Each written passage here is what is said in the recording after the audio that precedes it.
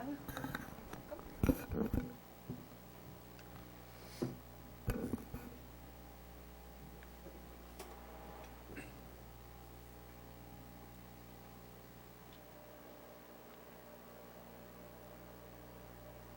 Are you all ready, Mr. Green? Okay, I'll call this meeting to order.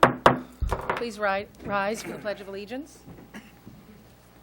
Pledge of Allegiance to the flag of the United States of America and to the republic for which it stands, one nation, under God, indivisible, with liberty and justice for all.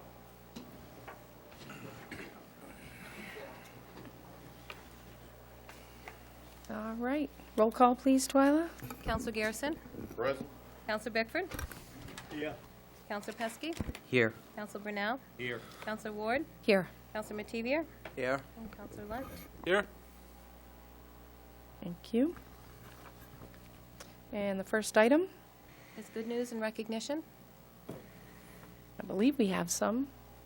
I had the opportunity to attend the Dancing with the Staff for a short period of time at the high school. It was great to see all the staff members having fun and laughing. I do believe the finalist is March 13th. Is that right? If you do have the night off, I suggest you go out. It's really an interesting time to watch our staff. They did a great job. I don't know if this is recognition, but I did have the opportunity to stop in for a little bit during the filming of the movie that Killattainment is putting together here in Lisbon. They were filming over at Chummy's one afternoon, and it was very interesting to see the actual movie-making process. So a lot of people popped in and out, and it was good to see that we had good involvement from folks from Lisbon. So that was neat. Anybody else? Okay. And the next item, please, Twyla. There's no public hearings. It would be audience participation at this time. Those in the audience who wish to address the council may come forward to address items or issues that are on the agenda for this meeting. Please use the microphone at the lectern.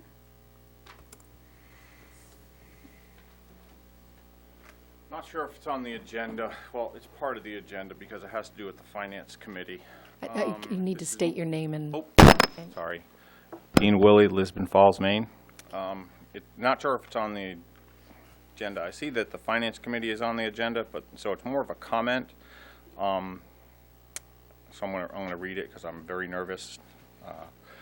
Said, I didn't realize until recently seeing a post on a local blog. Yes, I do read the local blog, Lisbon Reporter. And I confirmed what I read on the town's website that 5 of the 7 members of the Finance Committee are former town council persons. I have nothing against appointing former town councilmen and women to such a committee, for they should know in detail the ins and outs of the town's finances quite well. I do, however, find it very difficult to understand how this is allowed to continue and that the council accepts recommendations from the committee knowing the particulars of the town's finances that Mr. Olmsted laid out in detail on February 18th. Do not get me wrong, these are very good people, very smart people, outstanding business owners, and stand-up citizens of Lisbon that tried to do the best they could. However, we should also make note that they held the purse strings for the past few years and that the culpability for many of the problems we have rests on their shoulders, for they assumed the elected positions. That's my comment. Thank you. I don't expect a response, so thank you. Thank you. Anybody else? Okay. Madam Chairman, Dr. Fitzgerald. Yes, I printed off the agenda for this month's meetings, and I don't see any Finance Committee meetings unless there was one last night. I just printed it off today, so I'm wondering if there are any Finance Committee meetings this month or if they're going to be included with the budget meetings that I printed off.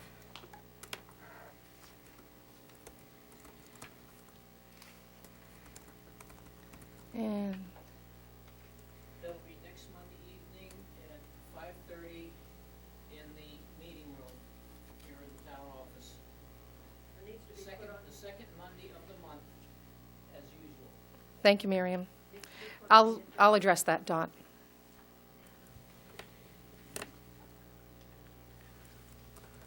And is there anybody else?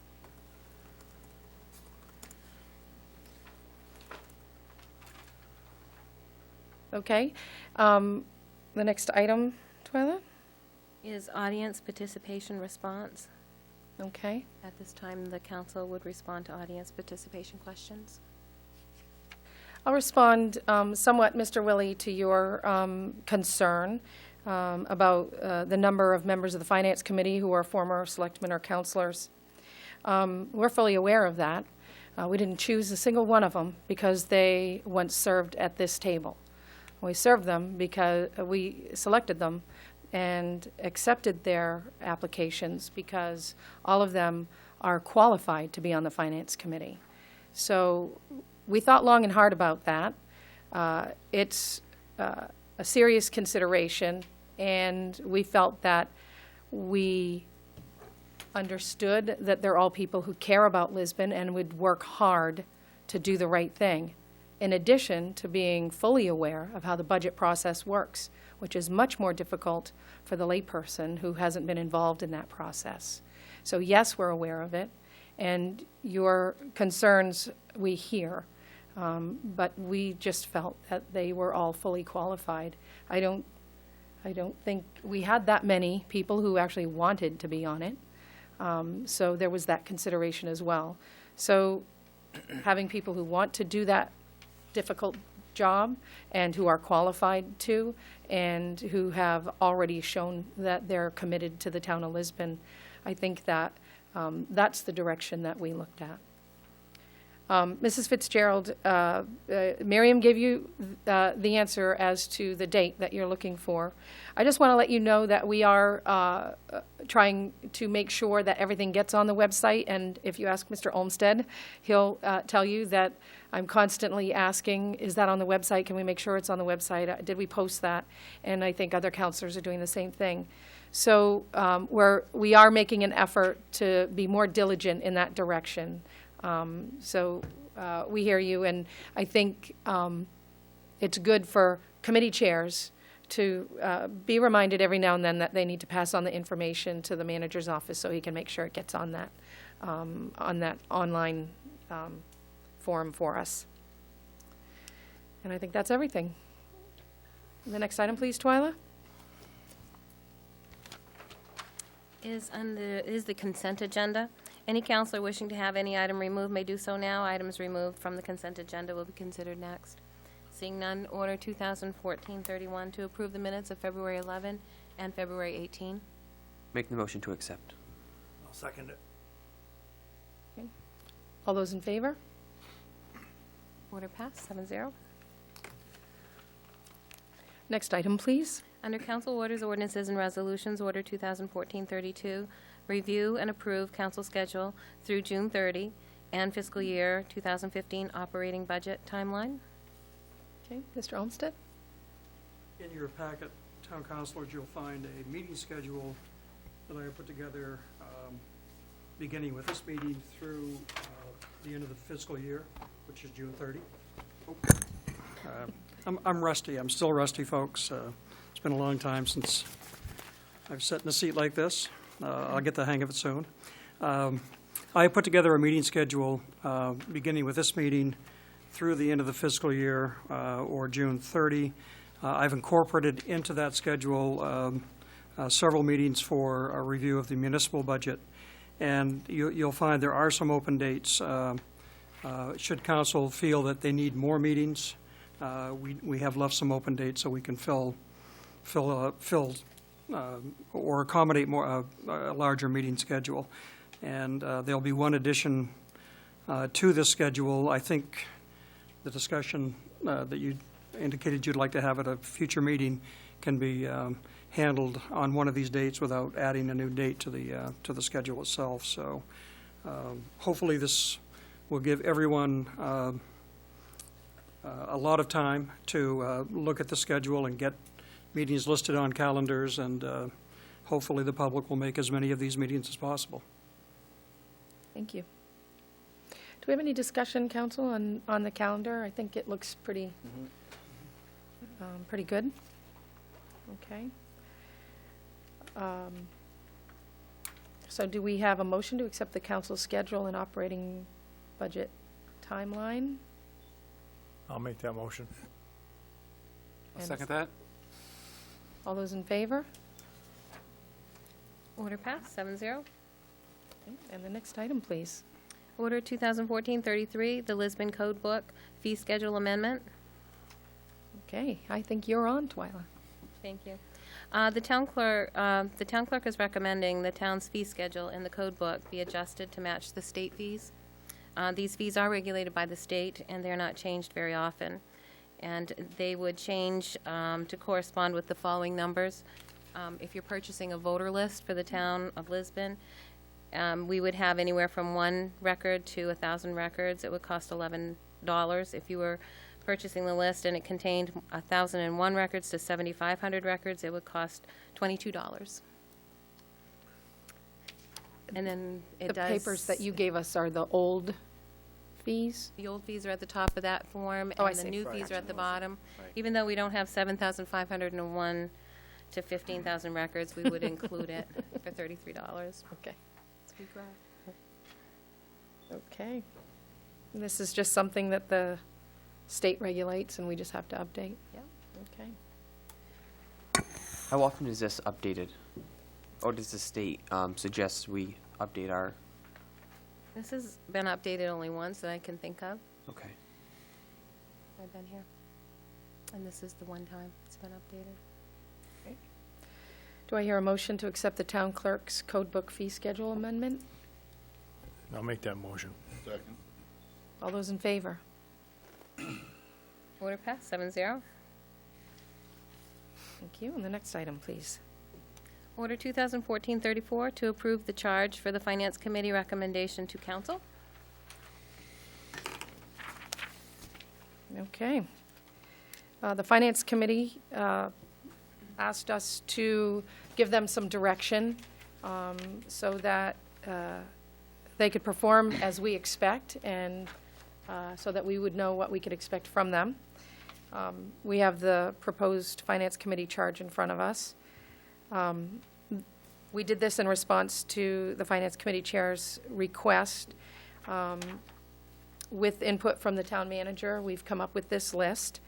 And so the list is open for questions or review or additions.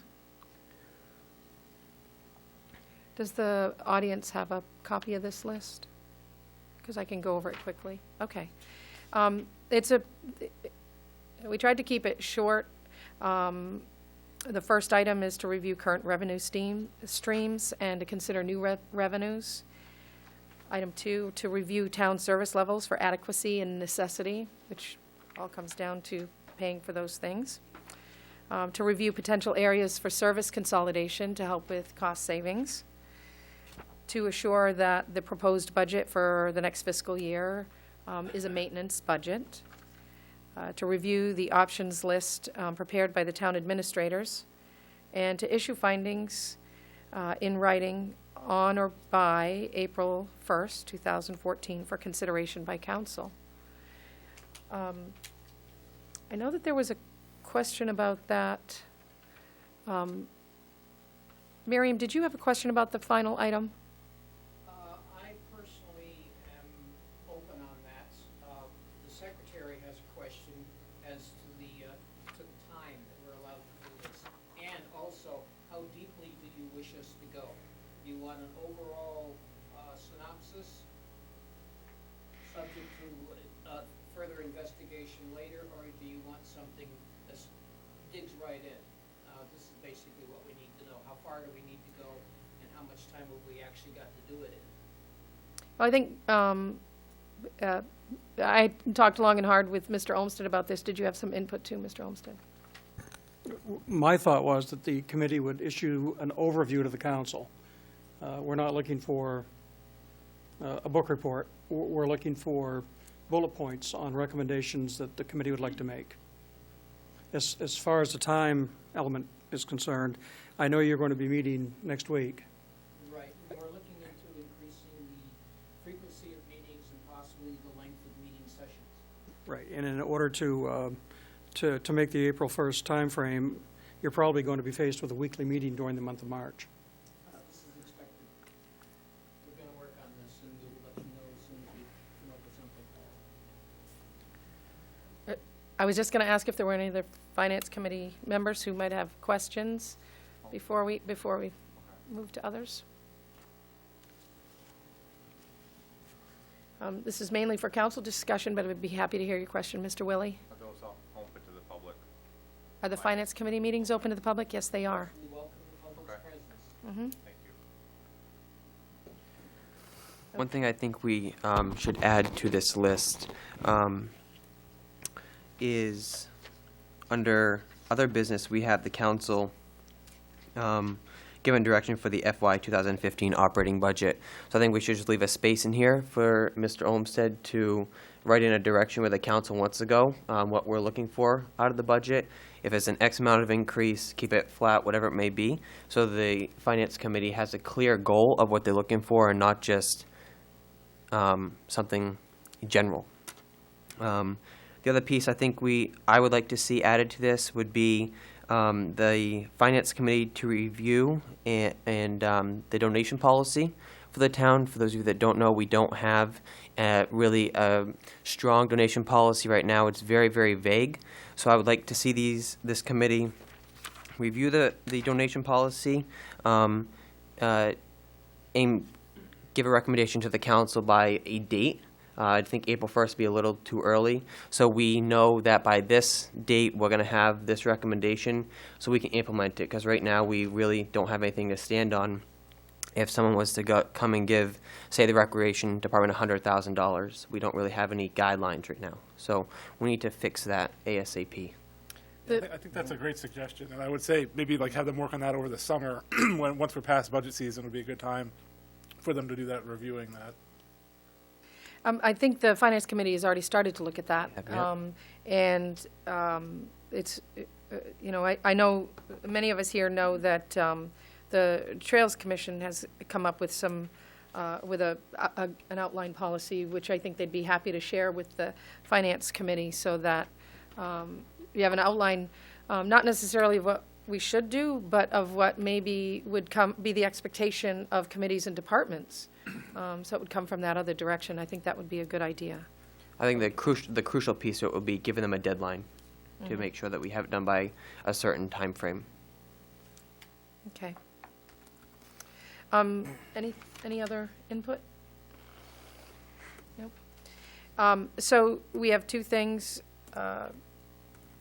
Councilor Pesky suggested that we add input from the town manager regarding the council's direction. I think that maybe we could add that to number 4, where we assure that the proposed budget for fiscal year 2015 is maintained. I don't have a problem with adding the town manager's input. And meets council and manager's expectations, Yeah. something like that, added on to the end of that line. Mhm.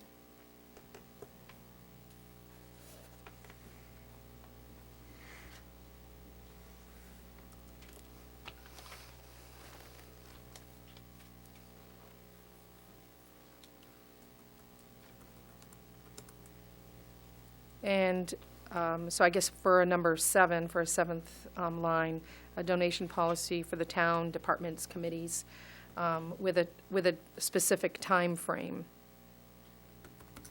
I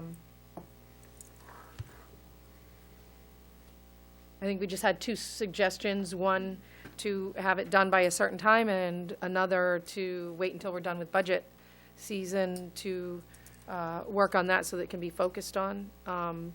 I don't, Well, you can give them a date that's far enough away that they'd have time to, Sure. do their budget season stuff first, and then once they have some free time, then they can work on that. Like if you say August 1st or July 1st, depending on how aggressive you want to be. Because if they're gonna give a recommendation to the council on the budget for April 1st. But I mean, then we may want to go back to them and ask them, what's your opinion on other stuff? If we take their recommendations and change things around, we don't know what they're going to be doing. We can make a recommendation of maybe July 1. July 1 would work. Because I don't think, Miriam, last year you guys didn't meet in August or September, right? If memory serves, that's not always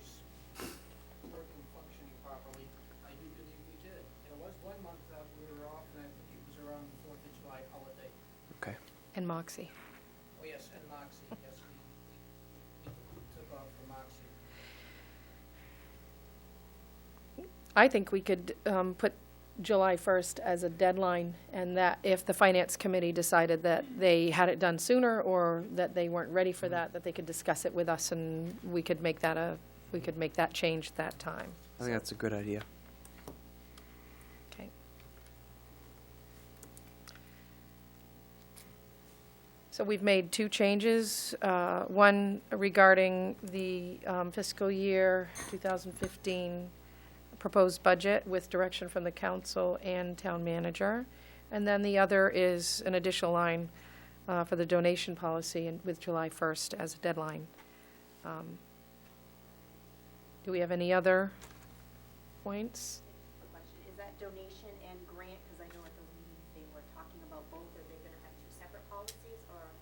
Well, grants usually, donations can be unsolicited, grants rarely are. And donations usually come from a different source type. So I think that grants, if you're suggesting that we should consider how we accept grants, I think we'd have to look into that a little bit further. But at this point, They had mentioned kind of both of them the same type of topic, I just didn't know if this was gonna be combined into both, or. we can ask them to, if the Finance Committee feels that that's the best place for addressing grants as well, then we'll consider that. And if they think that they should have a separate policy for grants versus donations, then we'll consider that too. So it doesn't take it out of the mix. We're willing to have them put it into the mix.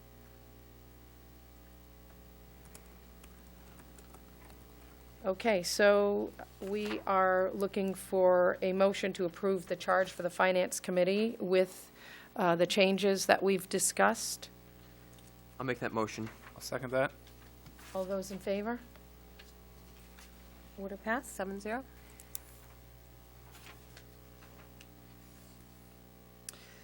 Thank you, Twyla. And of course, this charge, it's not limited to these items. The Finance Committee, one of the reasons that we put them in place is so that they can make recommendations that we might not otherwise think of. So it's not limited to those things.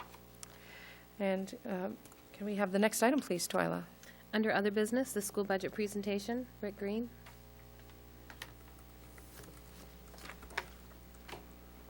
Jeez.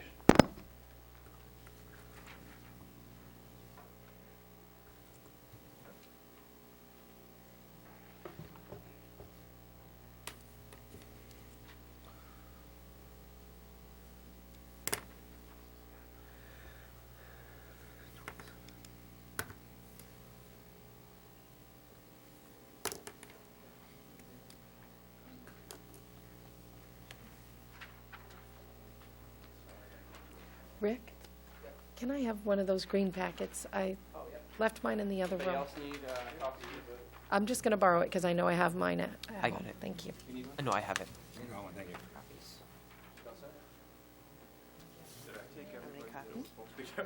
No, that was for the public. Yes. Anybody else?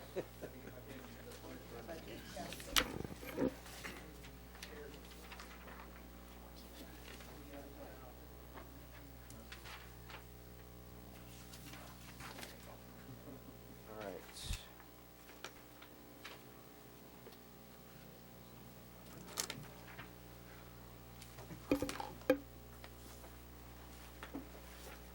Okay, let me just get the quarter going here.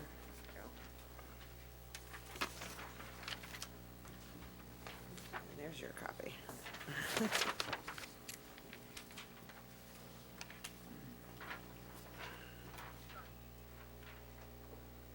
Okay, good evening.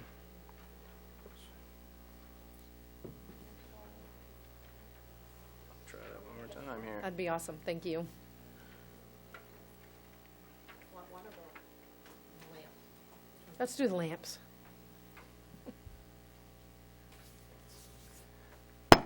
Okay, good evening.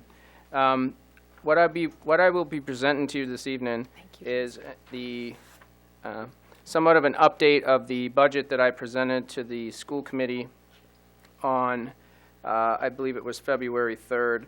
The green copies of our actual budget are all of our cost centers, individual line by line. There should be dated January 28, 2014. Yes, actually, January 29th is on the cost centers, and then on the actual sheets themselves are January 29th. What we're going to do as a school department is we will, when we update these, because it's so preliminary at this point, we'll change the colors, and then I'll make sure when the community is involved, we will make sure they have right copies and the right dates, because things have changed even since February, and they will continue to change over the next several months, as you know. The other item, there's two things I handed you. One is just an overview of my presentation this evening, just a lot of small points. I know I only have a half hour, so I've skipped a lot of the slides that I'll be going over when we do our public hearings. However, the one new form that you received, and this actually came at the request of the Finance Committee. I was going to present this to the school committee on Monday. However, I thought it was important to share it with you because it does contain a lot of information. This is the 6-year analysis of our cost centers, and that's something that's been requested, and I want to thank Kathy for putting this together. It is color-coded. The most important pieces, for me anyway, is the local contribution, the state contribution, and revenue. And I'll be going over those pieces as we move through the presentation this evening. One of the concerns, especially for those new counselors who have never been through the budget process, in this actual in your positions, is the number of pages, the number of the different numbers, and what do they mean, and how do you interpret this information? And I will do my best. If any of you have questions or recommendations or suggestions and stuff, please feel free to contact me directly. If one of the things, I haven't had an opportunity to speak in front of you, but if you receive questions over the next several months in relation to the school department, and you don't know the answer, it's not going to be, if you contact Dale, he may not have the answer either, so it's just as easy for you to contact me, because I know last year when we came in to have our budget approved, there were a number of people who had questions about the budget. They had suggestions on where we can make cuts, and none of those conversations or none of those questions were asked prior to us moving through the budget, and we could have easily answered those and avoided the conversations that we had at that point, because when we brought the budget to you, it was coming in for final approval. So I put in this packet, I put together an overview of our budget. I also highlighted there's going to be a number of things that you're going to probably hear again that we have brought up over the course of the last several years, last 5 years. Those include areas for consolidation resource, especially in regard to the town and the school department. And we've had a number of conversations. I've had a number of conversations. Dale and I have had, we've had multiple conversations just in the short time he's been here. And I'll point out one of the pieces that he's brought up that I think that we've never discussed before. I think it had more to do with the actual facility itself, the size of the facility and the capability of the facility. But I'm going to talk a lot about, or we'll share with you some of these, and if there's other pieces, again, feel free to contact me directly and direct people to contact me directly, because from now till our June referendum, there will be a lot of rumors and hearsay and things, and quite honestly, there's probably half of the things that you will hear or be asked about we've researched, and you may even have the answers for them in your packets this evening. So hopefully, again, if you have any questions, just feel free to contact me. I believe I left some business cards. I don't know if any of you received them yet, but I know when Lisa, when we met that time, I'd given you some business cards. So you have my contact information. If you don't, just let me know, and I will get that for you. For you, the school department has completed a number of things over the last year. This has been a very busy year for us, but the biggest thing is that we've changed our mission and our vision. And we really, we spent, although it took probably 2 years to come up with this, it doesn't look like a whole lot. There's not a lot of words, but quite honestly, it's very direct. It's to the point. And in the end, it focuses on two primary things. One is students, which is our first focus, and the other piece is the united with our community. And I think those are the two biggest pieces that I take out of the work that we've done. We've had parents that have been involved with this. We've had community members. We brought in, when we had our future search at the school department, it was a 2-day event, we brought in some of our biggest critics. And we did that intentionally so that people felt like they had a voice and they had input. And we followed through and we communicated with them and we sent them the work.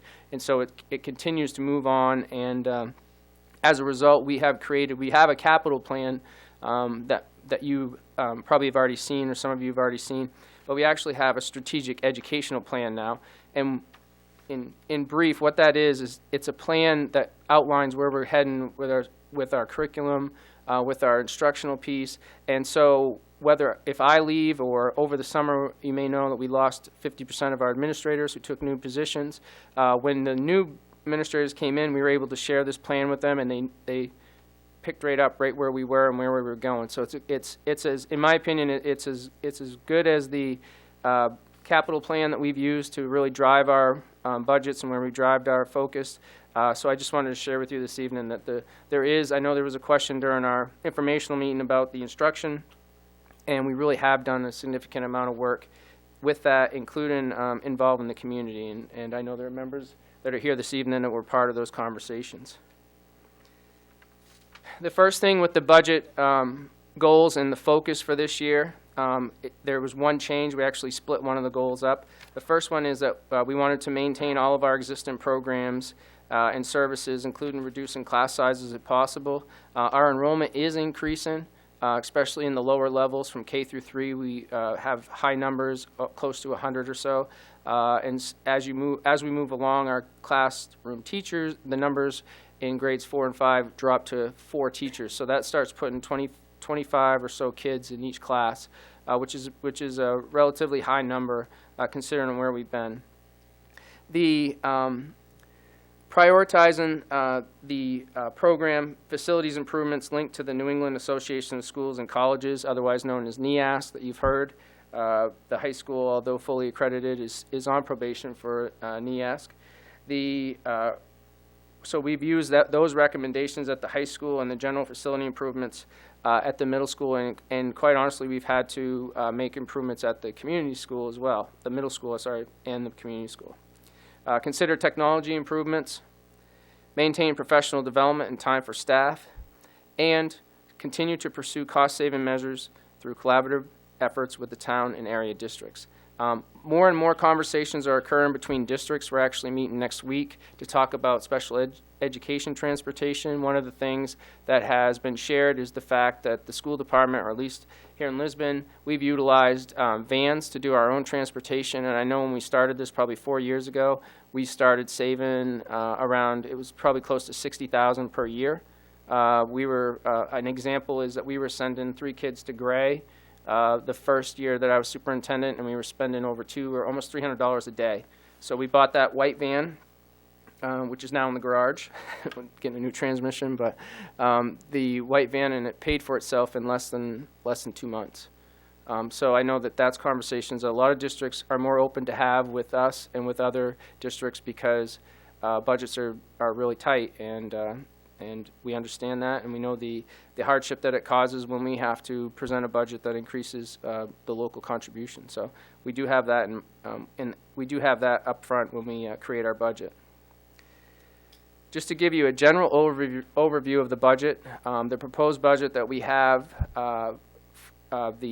is based on our existing, or this year's, ED 279. And what an ED 279 is, it's the form that we receive from the Department of Education that tells us how much state subsidy and how much we're over in essential programs and services. You'll hear me as we move forward talk about essential programs and services, or EPS. We were told that we would receive our preliminary numbers, our ED 279, in February. It's March 4th, so We're not anticipating, or hopefully we'll receive that any day, but last year we did not receive an updated ED 279 until after I think we even had our public hearing. So that's something to keep in mind, that we're basing this on our last year's numbers, even though our enrollment has stayed the same, actually gone up. It's based on a 2-year, it's based on your 2-year average, so that could change. And of course, with the budget, the proposed budget and what's adopted, things can change like they did last year. The recommendations in this budget include an overall budget increase of 1.95%, or $278,841. The total budget, including adult education, is $14,585,691. The local contribution, which is the most important number, is $5,945,813, which is an increase of 4.08%. Now, one thing I want to share with you is that when you look through your green packets, you will notice that on the right-hand side, there are a lot of zeros. I've actually, in your handout, I've highlighted the increases or the new money increases, and that means whether it's changes in salary or additions to programming, things like that. There's less than about 40,000, I believe, in new money in this particular budget. Everything else is salaries and benefits, which, as you know, when you do your budgets, it's very difficult. There's certain things that you really can't control. So you'll notice that outside of the salaries and benefits and insurance, those are salaries and benefits in our budget. Those are usually the only lines that there's changes. There's some transfers that we put in there, and I'll highlight those as I move along as well. And what we did is, an example is, let's say in gas, where we switched to natural gas, in our heating oil or heating line, we moved, we moved money from our electricity because we redid the lights, so we used less money in our electricity. So we moved $1,500 from there, and we put it into fuel. So we try to make the numbers even, so that when you look, you see $1,500 here, move $1,500, a decrease of 15 here, increase of $1,500 here. So I can explain that and go through the numbers and try to show you. But most of the movement is with numbers that are, if it shows a decrease in one area, it's an increase in another. As of today, the proposed school department budget will require an increase in the local contribution of $232,877. One thing to remember is that there is no capital reserve money built into this budget, and over the last several years we have put in capital reserve money to help offset the budget. We do have $140,000 in our capital reserve lines, so I just wanted to make you aware that looking at our numbers now, we are hoping in the end, when it's all said and done, we are hoping that when we have actual numbers, that we will be as close to or actually coming in with a flat budget in regard to the local contribution. So that's our goal. There's a couple of things that could change. One's a curtailment that I'll talk about in a second. But we are hoping to come in. I know last year we had to go to the community and have them vote on a budget for an increase of local contribution.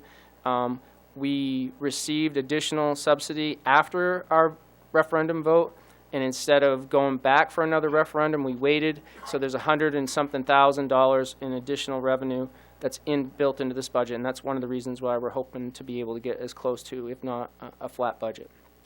There's some things we need to keep an eye on over the next year or so, but again, that is our goal, and as we move forward, hopefully things will fall into place for us. The most important part of the budget components, which I will go over in great detail over the next several months. The first one is the total budget. A lot of people confuse or are told that the school department budget, the total budget, is what impacts your taxes. Our total budget, we receive, again, we have $5 million or so dollars in the local. The rest of it we receive through federal and state money. So there is a difference. So our total, the total taxes, although we're all taxed federally, our total budget is a number that combines both the state and the town, and that's one of the pieces that I'm careful of when we do our budgets. I focus on the local contribution, because you can come in with a total budget with a decrease, but still would be an increase on the local budget. And so I don't try to play those types of games with the budget. I try to show you what the total is, and the document that you receive, the cost analysis at the very bottom, that will show you the yellow is the local contribution, the green is the state contribution, and you don't have to go very far to see that there's close to a $600,000-$700,000 difference in the state contribution from 2009 and as we went through. And that was the year when we had to make 2009, 2010 is the year that we had to make, or actually 2010 was the year that we had to make all those cuts. We laid off over 20-something people, and we've slowly been trying to build our programs. And ironically or amazingly enough, we've only lost 2 programs since then. One was the ASL and the other was industrial arts, and both of those programs were the result of retirements and being able to find a qualified person to fill those. So I think as a school department, we've done a pretty good job of maintaining our programs and services, although we've looked closely at them every year. State contribution I just referred to. Local contribution is your taxes. Capital reserve is the fund that we created in 2012, I believe, and that's money that's usually our unanticipated revenue. We move money into that, and that helps us build our budgets over the last couple of years. Curtailment, the state is talking about removing, there's $9.5 million in what you'll hear the general purpose aid, GPA, and part of that money, or the money that's in there, is the money that was put into the budget after the June referendum. So there's talk about taking that $9.5 million that they gave us last June, taking that out of the budget to help build next year's budget. So we may or may not have that $130-something thousand. So to me, it seemed like a waste to go out to a referendum and spend $3,500 or $4,000 or whatever it is, and not counting the hours, the personnel hours, to use that money. However, it may end up being removed from our. There's a lot of things going on at the state, and it's hard to keep up with it. But there is potential. There always is a potential for curtailment. But I believe that $9.5 million is a big target right now, and they might go after that. A lot of schools did the same thing we did. They held on to it for next year to try to. They'd already passed their budgets. They were trying to make things easier for the taxpayers, and it looks like in the end it may come back to haunt us a little bit. The undesignated amount, that's the amount of money that we roll over every year. We have reduced that significantly over the last several years. One of the reasons being is that the community felt strongly that if they were giving us $5 million or whatever, then we shouldn't be coming back with a leftover or building a budget on $500,000 or so of money that's left over. If we had that much money left over, then we didn't need it in the first place. And so we've tried to use our funding as much as we possibly can. That's one of the ways that we've been able to do a lot of the renovations, is if we have, for instance, we hired 20-something staff this year, we were able to, through the insurance savings, there was quite a bit of savings. That is how we were able to fix the boiler at central office without having to really go into a huge panic, was that with 20 staff, it doesn't take long if they don't take insurance or they have a different plan. They take single versus full family. It doesn't take very long, as you know, to come up with $50,000. So the undesignated amount is a piece that we've worked on. We have it down to like $118,000. That's what we build our budgets on. And the last piece, there are quite a few variables that I'll go over that are still out there for consideration, and it will be out there until June. One thing that I did not mention that I did write in this overview is that I've been told by the state that not to expect a state budget until end of June, when they're required by law to have one passed, just like this year. So it's more than likely that we will not have hard numbers until after our referendum vote.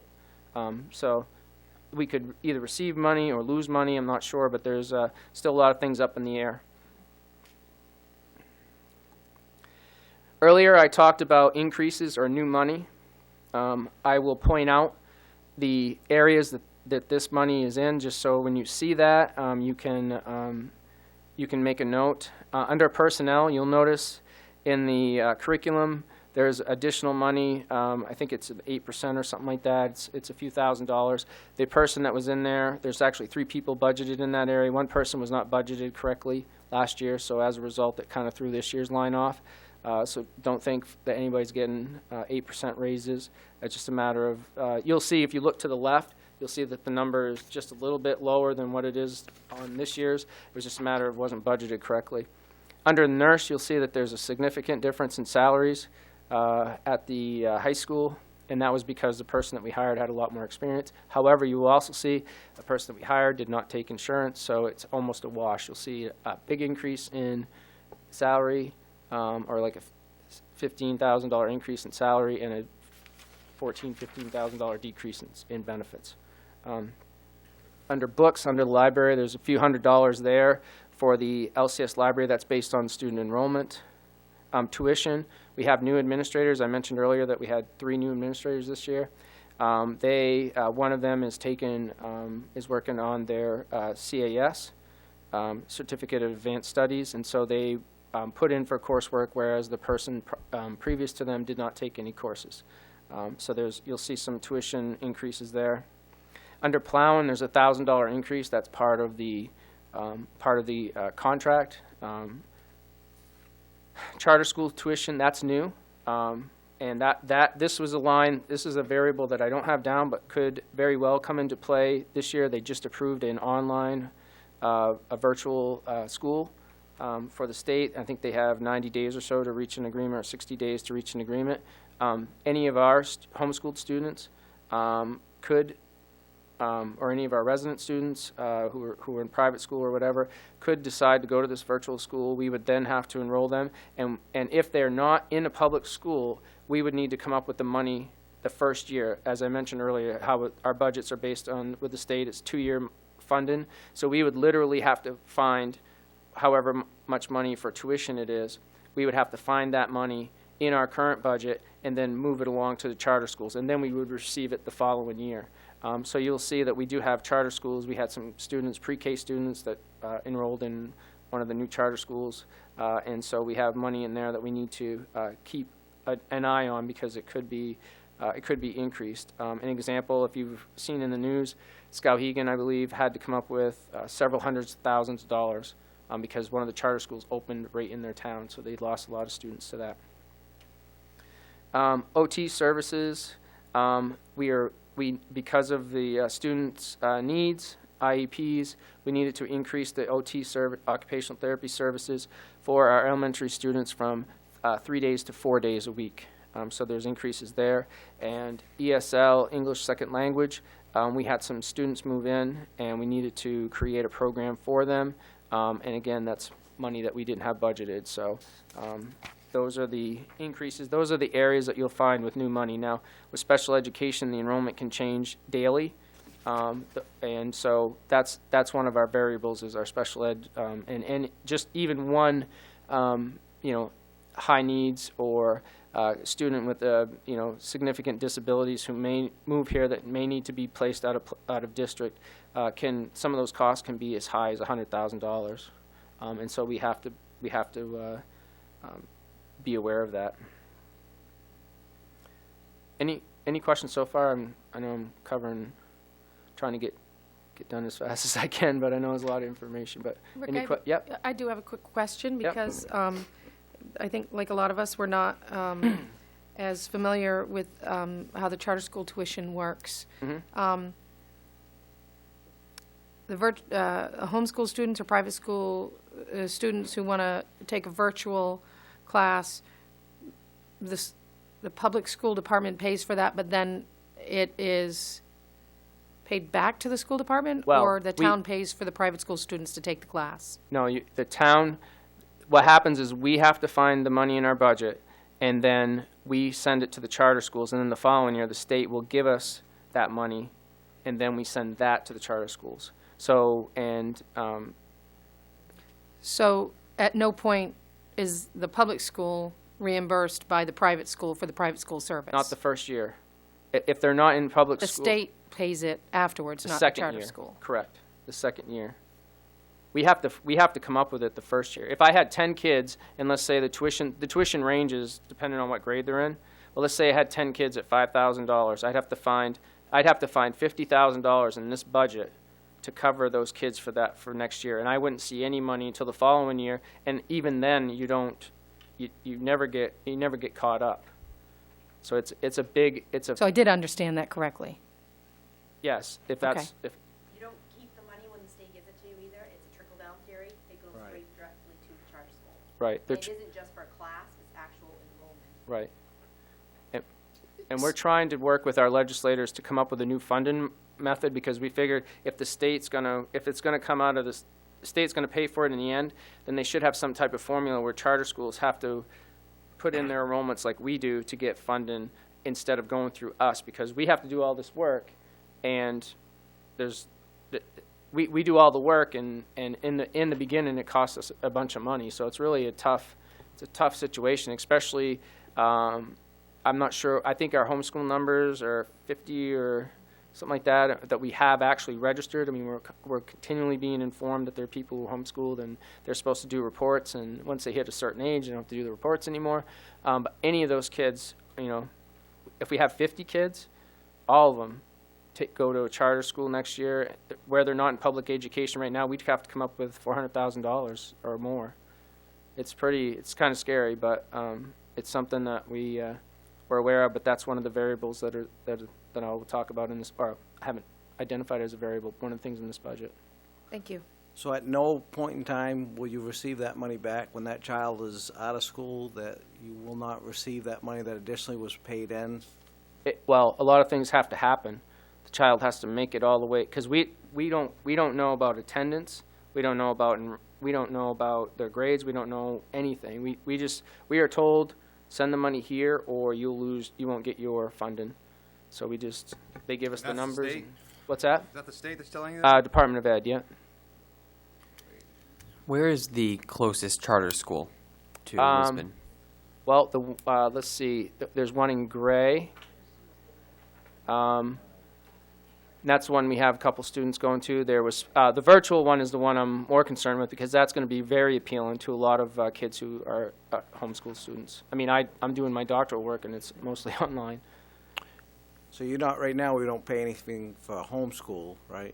No, we homeschool students can come in and take, like, if they wanted to take visual performing arts or take a course, they can come in, and then we get credit for like 1/5 or 2/5 or whatever. We figure that out, and then we would, like I said, they'd factor that in. But there's a lot of things that have to happen. I mean, that student literally has to graduate, and if they transfer, we literally have no idea. I couldn't tell you if our students that we're paying, we don't have access to that information. Those are all the things that the state the people, our legislators and stuff, that, the funding formula, the accountability formula, how is that being handled? Because we're sending $15,000 this year to a school, and I have no idea if the kids are even. Something should be changed higher up then, I think. Well, Best up situation. Right. It's complicated, because the law, when it was put in, the intent, there's a big difference between the intent and the actual procedures and how to manage it. And our superintendents, the Western Maine Superintendent Associations, have been very active and vocal about, you need to change the formula and take it out of the schools, create your own division at the Department of Ed, and send the charter school. They need to put in attendance and do all that and get the money the same way we do. Because if I have a student drop out before April 1st, if they're here at the beginning of the school year and then they drop out before April 1st, I don't get any money for them for the whole year. So you'll see a lot of people will shift. So you pay attention to your enrollment dates. But yeah, that will be a very big piece of all systems. So if that charter school in Lewiston probably would have been put in place, I don't know how. Which it didn't. How many kids? Right, it didn't pass. Yeah. In your budget that you're working on, right? Your budget you have drafted and you continue to work on now, how much money have you budgeted for the charter school tuition?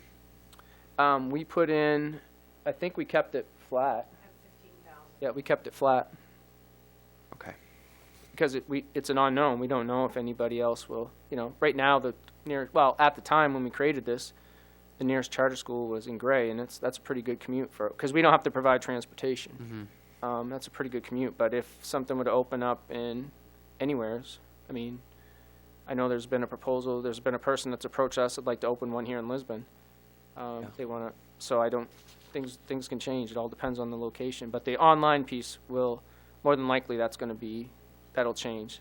But it only impacts the students who are not currently, if we have students who are enrolled and then they move to a charter school, we're already getting the money, so that's an easy one. It's the it's going to be those first few years when a lot of your homeschool kids, and even some of your private school or whatever are going to move out, and then you have to come up with that funding. Thanks for clearing that up for us, Rick. I tried. Thanks for muddying the waters for us. Just made me a little I didn't mean to nervous, muddy that's it, but all. it's rough. Yeah. All right. The next area increases the transfers I talked about. You'll see that in guidance and technology, there seems to be like a lot of money, but it was because of assignments. And when we have somebody who works at the middle school, like they worked full-time, the technology integrator worked full-time at the high school last year. This year they work, I think it's 60% and then 40%. So you think it looks like a great big increase at the middle school. It's because the person wasn't budgeted there. So you'll see a decrease of the 40% or 50% at the high school, increase at the middle school. Same thing with guidance. We shifted all 3 of our guidance counselors moved last year. So you're going to see positives and negatives and stuff. But overall, it's an overall decrease. Conferences. We have conferences for our administrators and directors, and they're on a rotation. It just so happened this year that when they moved, they almost like moved. It's difficult when it goes from department to department because it looks like an increase and a decrease, which it is, but it looks like a big increase because in some of their budgets, the money that we set aside for those conferences, it'll be $500. You'll see a lot of $500 in travel, and you'll see $1,000 in dues and fees, and there should be, I believe, 6 that are in there. And they just so happened that they moved into spots where there wasn't any money before, and as a result, it looks like there's all these increases and decreases throughout, but those are the conferences. The copier leases, we renegotiated our copier lease this summer, and even though we saved money by doing that, and we actually have much better equipment, you'll see in the superintendent and the business office it looks like an increase, but under the maintenance transportation there's decreases in those lines. We just had to make sure we had them budgeted in the right areas. Heat and electricity, I've already given you an example. Our heat and the costs have gone up. So what we did is our electricity's gone down, so we moved money from electricity to heat, and that's in operations and maintenance. Debt service, we moved money into the debt service line from, I believe it was debt service to the transportation. You'll see that. We're actually working on that because of, I'm looking at using that money for potentially the bond referendum if the school committee approves and we move forward with that. Under supplies, you'll see a decrease in the supplies and an increase in technology. So they moved their money from the supplies to the account that they actually would use it in, whether it's technology, services, you'll see that. And under custodial, there's a new custodial line under adult education. Because the building's being used full-time now, we had to, we charged some of the cleaning services to the adult education. So even though it looks like a big increase, it's actually money that she's taken from all these different, you'll see an increase here, and then you'll see decreases in all her other lines. The variables, again, we never know. Last year we had a number of resignations, so sometimes we anticipate people will tell us, and then we have actual resignations, and that can change all the way up to the first day of school. Retirements, the timeline was actually March 1st, so that has come and gone, and we have had some new retirements since this budget's been put together.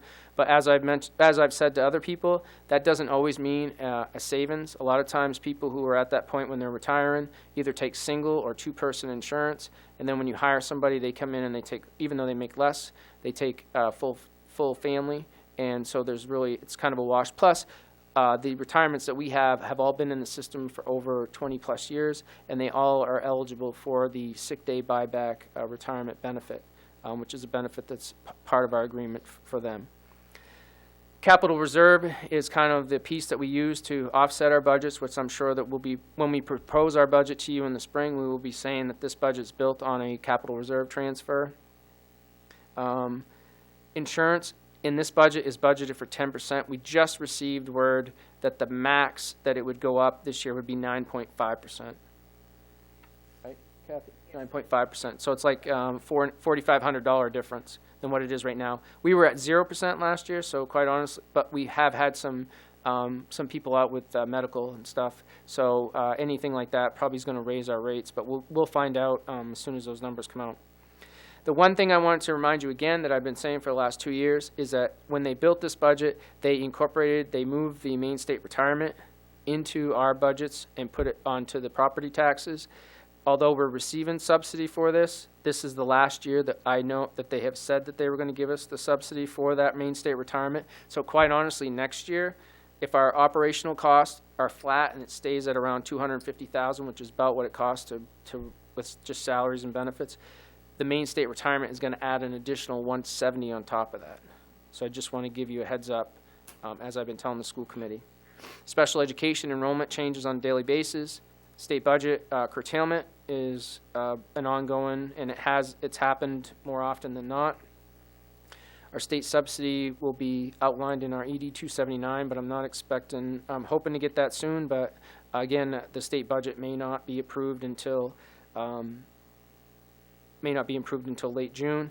And then unanticipated revenue. One thing that we don't do is we do not build our budget on unanticipated revenue, because if we expect a certain amount of money to come in and it doesn't, then we're in a tough spot. So what we've done is whenever we receive unanticipated revenue, and it's decreased a lot over the years, we would just move that into either the undesignated amount or capital reserve. Again, I mentioned if anybody has questions, feel free to contact me. But one thing I wanted to quickly go over, just things that will come up if you haven't already discussed these, is, and this just came up in the other day in the Finance Committee meeting, is the question about relocating the central office. And in 2010, we completed a very detailed investigation and researched in regard to what it would cost to move that central office. At the time, it was just the school department there, and so when we started looking at what the square footage was for the side of the building we were using and the cost of the building, we went out, I have all the numbers, whether it's new construction, leasing, or building onto this building, or building a new building, or renting a portable, all those things we looked at. It was more cost effective to keep the building that we currently have. And ever since 2010, we've had our Gartley Street, which is our alternative program, move in. There's over 20-something students down there. They need 8 to pay for the program. And then our adult education has moved down there, and revenues for adult education have gone up significantly since moving it out of the high school. If you remember, adult education at the high school was in the closet that was downstairs to the left. They actually have rooms, and they have space to do things, so revenue for them. So it's almost a for them, the new space is actually improving or increasing their revenue. So that's a question that's come up just in the last month or so. The other thing, consolidating resources with the town. The biggest piece, cleaning. As you may or may not know, we picked up the cleaning here at the town office a number of years ago. We actually we had a position, it was like a 3/4 position or something, so we added the town piece to that. So I think that's worked out pretty well. Under maintenance, this is one of the things I think I mentioned that when Dale and I had met, or actually talked on the phone. We met and then we talked on the phone. It's something that's never come up. It's because the garage was never big enough to hold a bus, or space was an issue. So we'll continue to look at that, especially with the potential of either the renovations or fixing the town garage and looking at that. One of the things for what we pay, I did a 3-year history on what it's cost us for maintenance in hours, like what we're paying for labor, and it's roughly between $50,000 and $65,000 depending on the year. So that's about, I guess, with benefits, you might be able to get a mechanic. We'd need somebody certified to do diesels and stuff like that. So I work on diesel engines and stuff. So just so you know, that was something that that Dale brought up in one of our first meetings. And so we'll look at that and work with you as we move forward.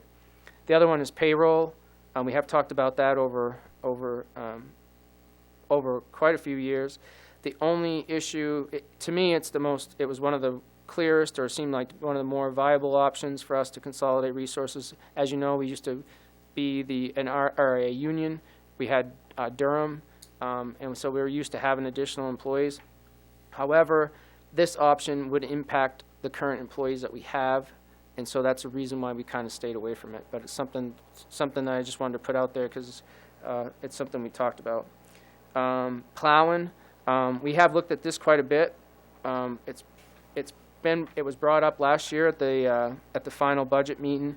When we left it, now of course, as we left it, or a few months ago, right during the middle of the season, one of the things that we're doing is we're keeping track of all the storms and when they fall. And quite honestly, this year it seemed like the majority of them have fallen on Sundays, which when you start putting in factoring in overtime and getting the buildings ready, plus the fact that the town has been down and is currently down one plow truck, we'd have to look at equipment. But the way it was left with the prior town manager is that I was told that it would require at least an additional 2 people on the town side to do the plowing. And if that's the case, then there's in my opinion, there's no potential for savings. If you have to hire 2 people for what we're paying for our plowing services now, and they have to, they're there, they don't get overtime, they just get a flat rate, and I'm sure that they're praying for warm weather at this point because it's been one of those winters. So this has been a year where we've made out on our plowing.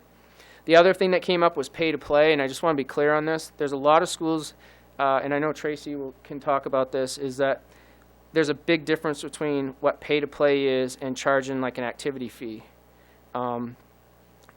We have looked at this. However, when you start looking at the cost and what it would like for different families, and is it $20 a kid for the year?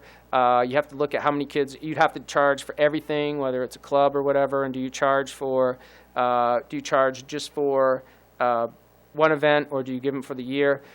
When you look at the impact that actually has, when we look at it, it really, I think it impacts more or alienates families, students, and certain families more by doing it that way than just looking at the budget and trying to generate additional revenue through that. So we have looked at that.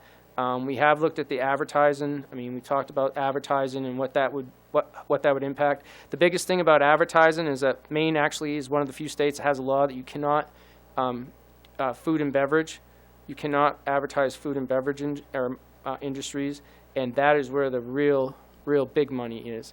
There are other systems that are incorporating advertising, and we're kind of watching them to see how they do it. They've hired a full-time person to manage this, and so we're keeping an eye on that. I think those are, I mean, if you have a thought that I didn't touch on, please share it with me now so that we can bring it back and look at it, because it's a lot easier for me to do the work between now and June or May when we meet than to have you bring it up on that evening. I think it was May or whenever we met last time. Just to be clear, so I put the descriptions in here, and again, feel free to contact me if you have any questions. And again, this budget is very preliminary, and when it's all said and done, I'm hoping to be as close to being flat, if not flat. Thank you, Rick. Just as an FYI, our scoreboards that are currently on our facilities are grandfathered because they do say Coke. But we do not have the money to replace them and change them. But if they were to fail, Coke products or beverage products would not be able to go on there. Thank you. I know there's a lot of information here, Rick, and we appreciate all the work that you've done to put it together for us. I encourage all the counselors and anyone else who has any questions to contact Mr. Green. I've had my questions answered quickly and easily whenever I have any. And the few times that I've had the opportunity to sit and discuss different issues, I've always been pleased with his willingness to look at options and also his enthusiasm. So please do email him or call him or stop in to see him after making an appointment. Any questions from council at this point? I'm sure you'll be hearing from one or several of us over time, and we look forward to seeing the budget develop and see what we can do this year. Thank you. Did everybody in the public get the handouts? Mr. Green, do you have an extra? Do you have an extra handout for the file? Thanks. And I would like to personally commend you for sticking almost exactly to your time frame. It was by a couple of minutes, but it was pretty. I figured when the Pretty lights good. came on, I needed to sum it up, right? All right, well, thanks for doing that. And Twyla, our next item, please. Is Trail Commission update, Steve Warren? Thank you. Steve Warren from the Trails Commission. Good evening, Council. Hey, Steve. Steve. Oh, thanks. Appreciate that. There's been considerable discussion related to the construction of a sidewalk on Davis Street as related to the new trail segment being constructed. The Trails Commission has conducted many years of information gathering and focused discussion and public input on the subject. The Trails Commission is here to provide a thoughtful, integrated, non-political approach to the pedestrian and bike issues. And in consideration of the input that we have gathered from the neighborhood, from trail users, from engineers involved in the project, and with the benefit of years of analysis of the space constraints on Davis Street, the privacy for the residents as it relates to the proximity of a sidewalk being added on that street, the trees that are growing there, the hydrants and utility poles that are in place that would need to be moved, the experience that would be that users would have of using a sidewalk with the issues that I've mentioned.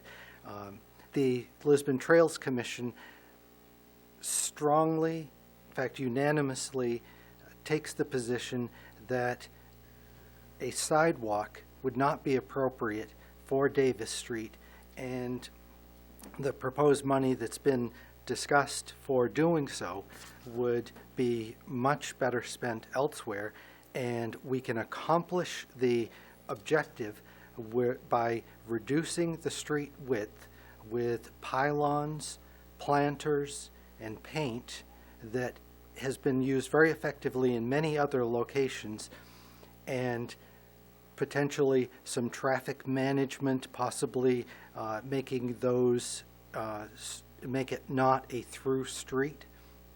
So Blethen and Davis would not be a continuous street. That would be one approach to reducing the amount of traffic. Another might be to make it a one-way street.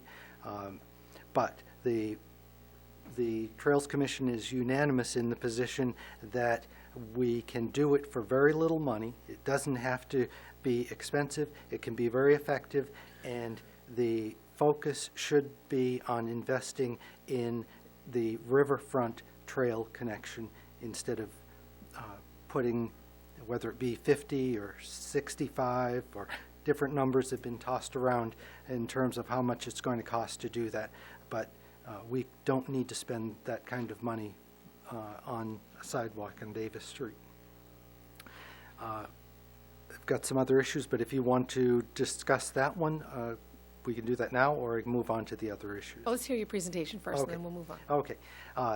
The Androscoggin Trail, which is what we're referring to the new section of the trail as, park plan, has been something that we've put the effort into producing, and we've previously produced the park plan for the Paper Mill Trail, and as it says here, I'll give this to you, these guidelines are set to protect the scenic beauty, user enjoyment, of the Lisbon Trail and associated park areas. The park plan provides for enhancements which will be appropriate, reflective of the community objectives, and well-ordered. It's very important that enhancements to the trail, in fact, fit with the nature of the trail, and that a third party that's only interested in the financial aspects or legal aspects or some other aspect cannot do the job of selecting appropriate amenities and enhancements to the trail. So that's why we have done the work, because we're very familiar with those locations. And I can go through any details of the kinds of things that we feel are appropriate for each location. Next item would be, and the Trails Commission unanimously supported those options for those specific sites. Right-of-ways in the town are commonly thought of as roads, but they're much more than that. The right-of-ways are a legacy that goes back hundreds of years, and any change or giving up those rights-of-way is very critical to the quality of life here and should not be done without very compelling reasons. Public access is an essential good that those rights-of-way provide. They are a valuable resource of themselves and need to be recognized as such. They offer alternative transportation connections. So where we think of roads as paved areas, in many cases these are paper streets, discontinued roads in terms of not being currently maintained, but still dirt roads that the public has access to that space. They provide for snowmobile, ATV, and bike and pedestrian access. They provide scenic, wildlife, and recreational enhancements to the town, and they provide connections to special locations that you may not even be aware of that exist within our town. In fact, I think most everyone will agree that the Paper Mill Trail is one of the gems of the town, and if we had given up that right-of-way, we never could have done that. So that is the kind of thing that if we give away that public ownership, we'll come back and we'll pay the price later. I would like to just bring you up to date on the priorities for the current year. We have a number of priorities, many of which have been accomplished, many are in the process of being accomplished, and some that need to be dealt with.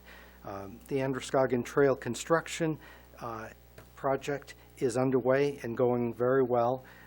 I've been in touch with the contractor that's doing the work, provided some input, and the feedback that I got was that input was very valuable, and they would appreciate us being part of the process so that the kinds of things that we express get passed on to the feds and the state, because as the contractor, they can't really move the state or the Fed very much, but we as the end user have a lot more clout in that respect. So they would like to have us involved in that discussion, and we'd like your support on that. Off-road and multi-use connections from Lisbon Village to Lewiston is something that's being worked on, and that's very important. Planning for Canal Street multi-use trail along the railroad right-of-way is something that we need to keep a focus on, because the bridge construction, design, and the redesign of that intersection is is happening now, and we need to have some input into that process to make sure that our needs are taken into consideration. The Topsom connection across the former Knight Celotex property is something that we need to keep a focus on. The railroad siding along the Warumbo Mill being converted over to connection for riverfront access is very important, and we need to make sure that we don't lose that with the 196 realignment that is being proposed. Summer Street needs to have a multi-use connection to Edgecombe Street, or Edgecombe Road, and we are working on that and expect to continue with that. We need to remove the barrier at the end of High Street that indicates to the public that they're not welcome into Summer Street Park. So that needs to be converted to just a post instead of a barrier. Paper Mill Trail enhancements, railroad ties need to be put into place to the scenic overlook, the historic site. There's an erosion ditch which is putting a lot of soil into the river that needs to be repaired. The Paper Mill Trail Park Plan needs to be adopted.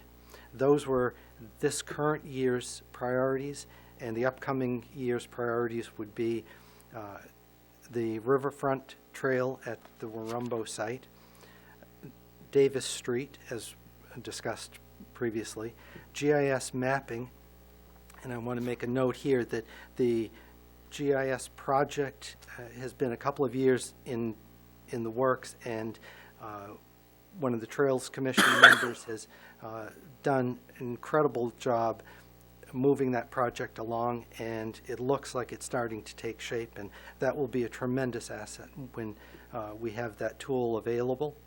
And that's going to allow us to do bike and pedestrian facilities layout, and that is a key component of the bike and pedestrian plan that we're working on.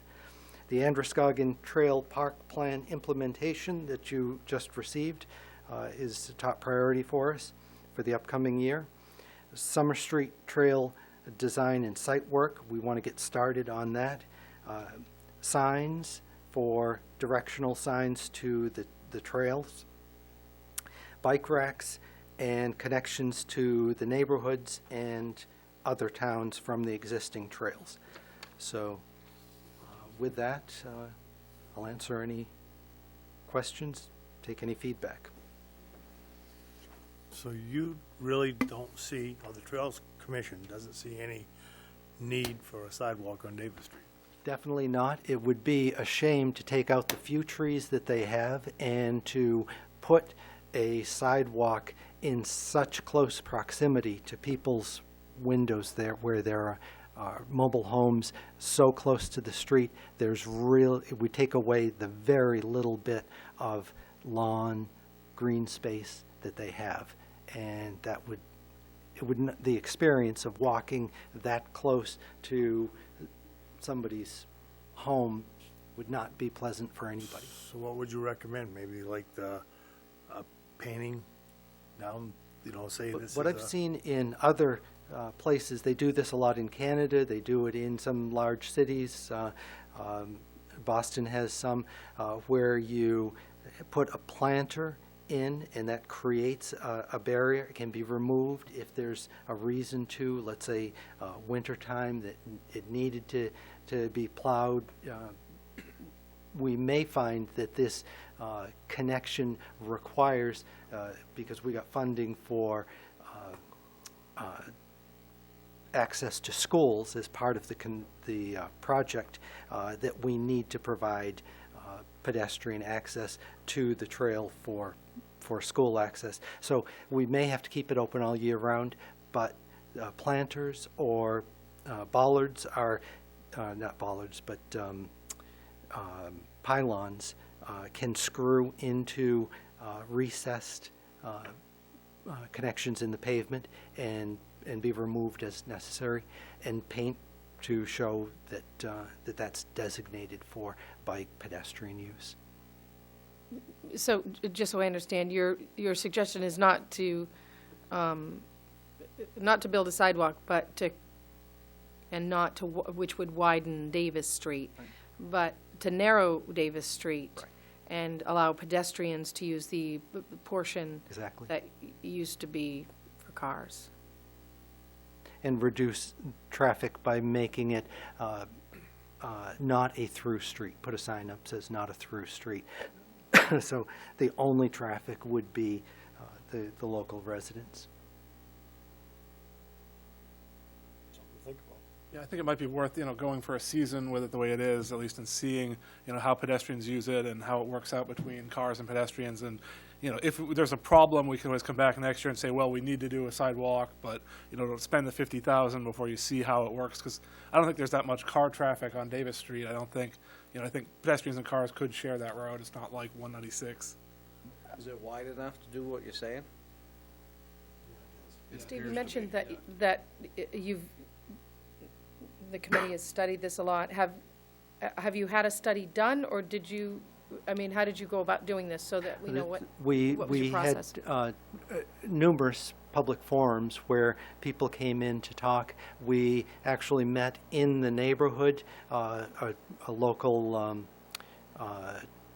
facility hosted the Railroad Diner, hosted the site walk where the local residents came and heard the presentation from the engineer and were there to provide their feedback, and it was overwhelming.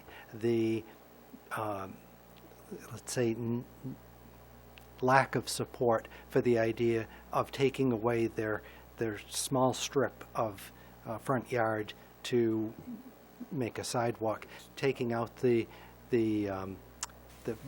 few trees that they have, and dealing with the issues of the hydrants would have to be moved, the poles would have to be moved. Gotcha. Steve, I'm a very visual person. Okay. So I was wondering, do you know of any exact communities or anything that would have that I could, Google or Sure. some stuff so I can kind of visualize it? Sure. I would have to do the research for you, but that Oh, would I not can be do difficult. the research. I That didn't know would be if you not just difficult to come up with. In fact, it's frequently the firms that do this sort of work do it all the time in terms of visuals of showing that sort of thing. Okay. So that would not be difficult to come up with. I can do the research. My other question I had was, how many members do you currently have on your on the Trails Committee?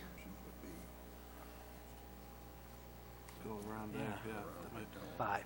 5. And is that the maximum available? No, 7. 5. Okay. Steve, I have a question for you. Have you looked at the possibility of routing the trail instead of building a sidewalk, but going around the riverside of those houses in there? Because that might be it would be a nicer trail. Yep. It would get away from That's the road. That's what all the residents or their feedback If we're going to is. spend $60,000 on Exactly. it, let's try to see if we can go That's that what way. they say. Why would you do this Right. when 200 feet from here Be a is much a more beautiful pleasant setting? area to walk there, yes. That's where they go. Yeah, over by the railroad tracks. Yes. Charlie Roberts owns all that land. Yeah, they might be expensive, but Well, around there. Steve, you've presented us with spend a lot to think Yeah. about, and you also had kindly provided me with additional information before the meeting. And in talking with you and We don't in own it. We don't. hearing buy the it. interest and questions from council, I think that it would be good for us to meet with the Trails Commission in a workshop. It doesn't have to be a long one, but it would give us, as councilors, the opportunity to absorb the information that you've given us, and I'll share the information that you sent to me with the rest of council today. And we can meet, whether it's for half hour, 45 minutes or so, during one of our workshops, and that way we can discuss, get some of those questions out, and in the meantime, we'll have a little bit of time to absorb the information that you've given us, and we know that you're very available in terms of if we have any questions in advance of the workshop. So we appreciate the time that you've given us. Thank you very much. The questions?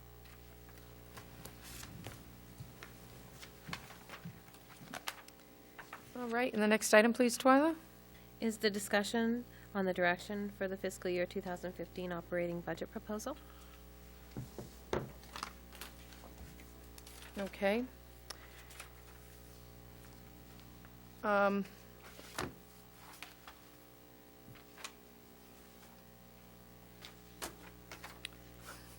have too many notes today. I'm sorry.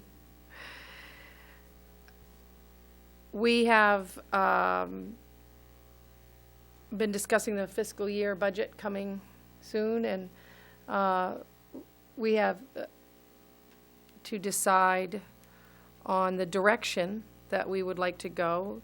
We've been talking about direction in terms of the Finance Committee. We've been talking about direction for a lot of different things tonight, and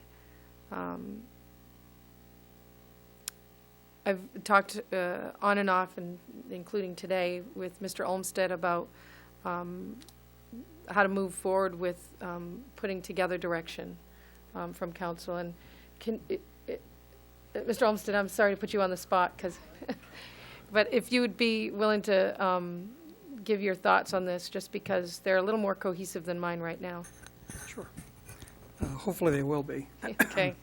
Having been through, I think, 36 municipal budget processes, there are different ways to approach the budget. One is what I call the kitchen sink budget, where you throw everything in the kitchen sink and bring it all forward and hope for the best. Or take a more realistic approach. And that approach would be that we would bring to the council what I call a maintenance budget, a budget that has nothing new, just simply maintains what we currently fund. And that in addition to that, we would bring you the options list of items that we would have liked to have seen in the budget, but under a maintenance budget format could not put in the budget. That way, the council can spend its time and energy talking about the options rather than spend a lot of time talking about maintaining what you currently have, because you know what you currently have. You know how many employees you have, you know what services you currently provide. And we're going to look at ways internally to create efficiencies and cut costs in providing current services. But I really think that we could focus much better if we took the maintenance budget options list approach. I think it would give you a chance to really focus on town needs and town expenses. So that would be my recommendation. And I want to remind everyone, we're starting out in a fairly deep hole. We're losing $50,000 in revenue sharing. We have fixed costs of $225,000. That's gone up a bit from the $196 that was projected. And you also have the auditor's recommendation that you no longer take money out of undesignated surplus to offset your operating budget. So that's a significant revenue loss. So we're $500,000 in the hole out of the gate. In my mind, to bring you a budget that is up $500,000 in addition to that makes no sense. I think we focus on maintaining, and we focus on additions that are really necessary to the budget. So that would be my recommendation. And Absolutely. I think I also am going to ask the council to really focus on some of the opportunities we talked about. That list is expanding. The longer I'm here, the more I'm remembering that all of the things that I've done in the past 36 years and some of the recommendations I made, some good, some not so good, but I think they all need to be discussed, and I think there are some significant opportunities out there that could help mitigate or begin to fill in the hole that we're in, and not just have to fill that hole in with additional tax dollars. I feel that we've discussed this a couple of times, that a maintenance budget as a place to start, so that we know the things we can't change, or at least the things we don't think we can change. And then, what are the things that the departments feel they need to add to their budgets. Some of those things might be really necessary. So having the additional advantage of finding opportunities to save or finding opportunities to increase what's coming in. The combination of those factors, I think, is attractive to all of us. I mean, I don't mean to speak for the other counselors, but I think that the combination of things will put us in a clearer spot for decision-making when we sit at that budget table at workshops on a almost weekly basis. So I'd like to hear other counselors' input on that. I think it's a great place to start. Way to go. What do you think, Dylan? Where to begin is the real thing to say. $500,000 is a big hole to start. And I don't think there is one person sitting up on this council that would vote for a $500,000 increase in our budget to fill the hole. The maintenance budget is definitely something that I support, and not the kitchen sink, as you called it, and I like that terminology. But I would hate to see all the administration's time and energy spent building this budget that has a $500,000 increase to fill the hole, and the council says, we don't only want $200,000 increase, so then you're going back to the drawing board. I feel like that's a lot of rework, a lot of time spent having to go back again and re-caucus and re-figure out what you're going to do. I don't know, that's my approach, but I think maybe we give a little more direction saying $500,000 isn't acceptable, or maybe it is. So then Mr. Olmsted and his staff isn't working double the time in a couple of weeks to fix the budget again. I mean, that's how I take it. Are you suggesting that that we ask to have him come up with a budget that takes into account the $500,000 loss, so that it's $500,000 smaller than it was last year? Is that what you're asking? I don't know if I'd go that far, 500,000, but in a sense, yes, because So reduce the budget by $500,000. Make it a maintenance budget, but reduce it by $500,000. I would rather. That's a lot. It is a lot of money, but Mr. Olmsted's going to bring a budget that's $500,000 over last year's to fill the hole, and I don't know of anyone up here that's going to support that budget, and then he's going to go back again, and he's going to have to fix it. So if we gave him direction in the beginning of what we're looking for, so he's not doing double the work, it might be it's going to be hard, but it might be a little easier down the road a little farther. I guess Maybe if we had a budget that was only $250,000 over compared to $500,000, because that's more of a common sense approach, in my opinion, is to look at a budget that is more of what we're going to do and compared to, the sky.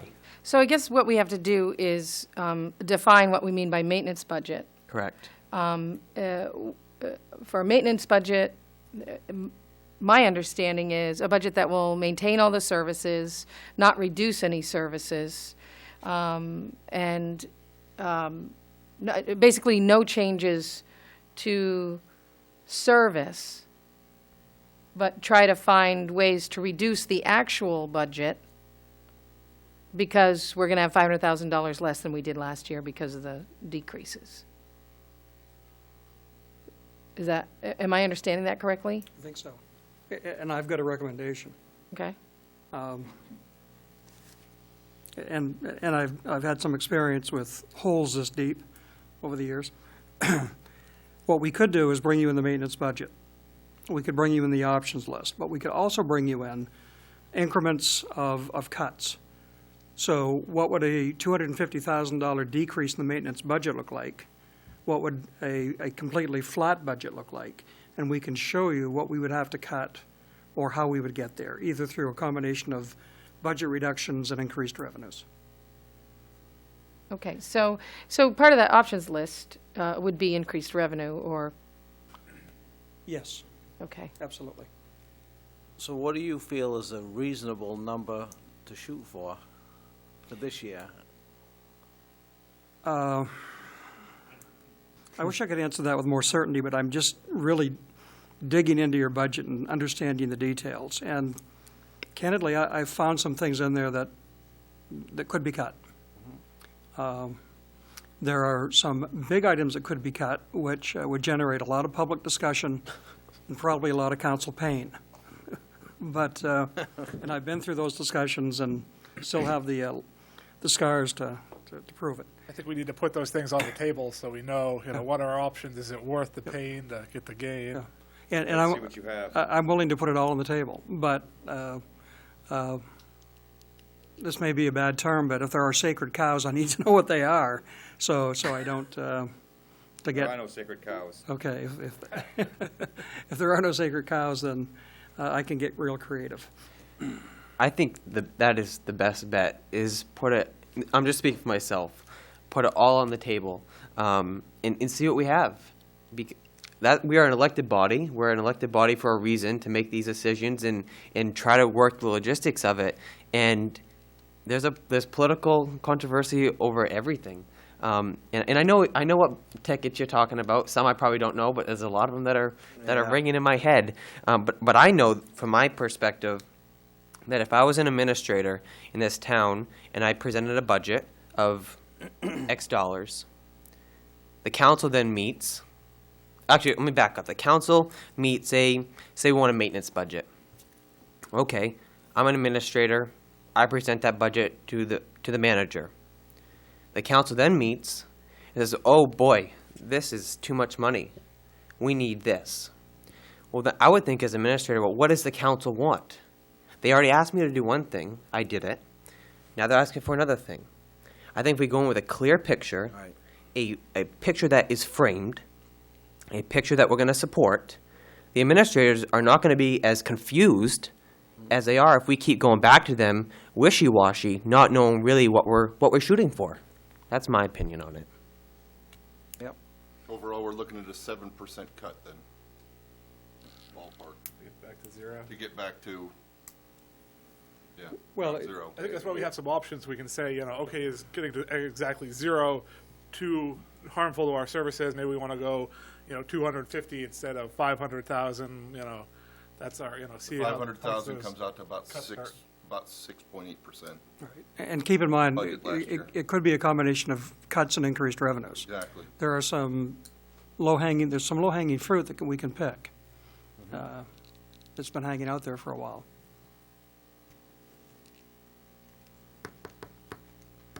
I think we've had similar discussions in budget workshops before, and I don't think that council disagrees on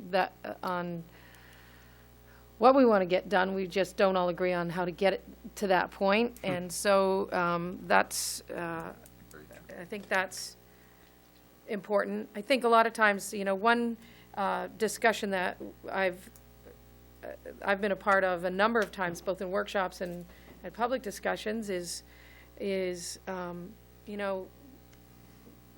although the town budget is very different from any other kind of budget, we still tend to think about it in terms of our own budgets, at our own homes.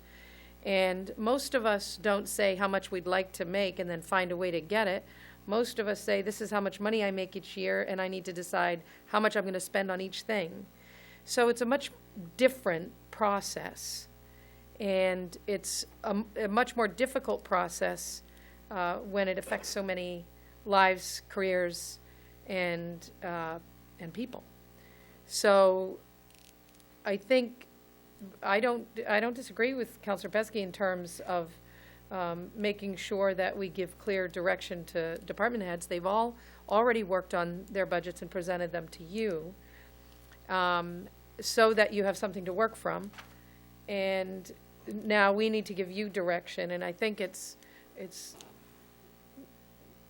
pretty clear that that we'd like to see a budget that maintains, for me, I'd like to maintain all the services at that 7% reduction of cost.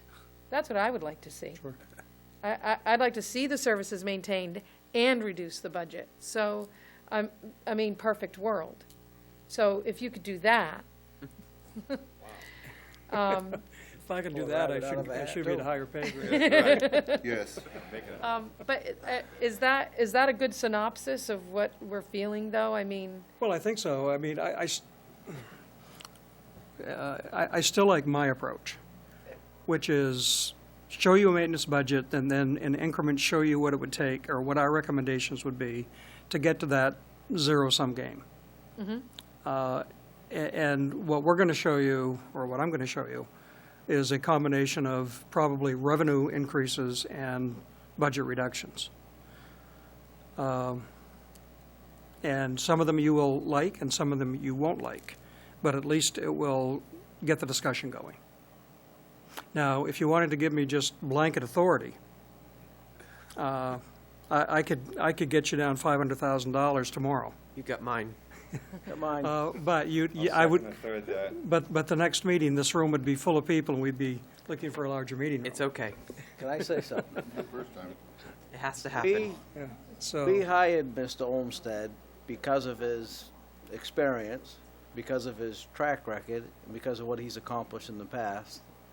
And I think we'd be a fool not to take his recommendation and to go along with what he's got and listen to it. And granted, some of this is probably going to hurt.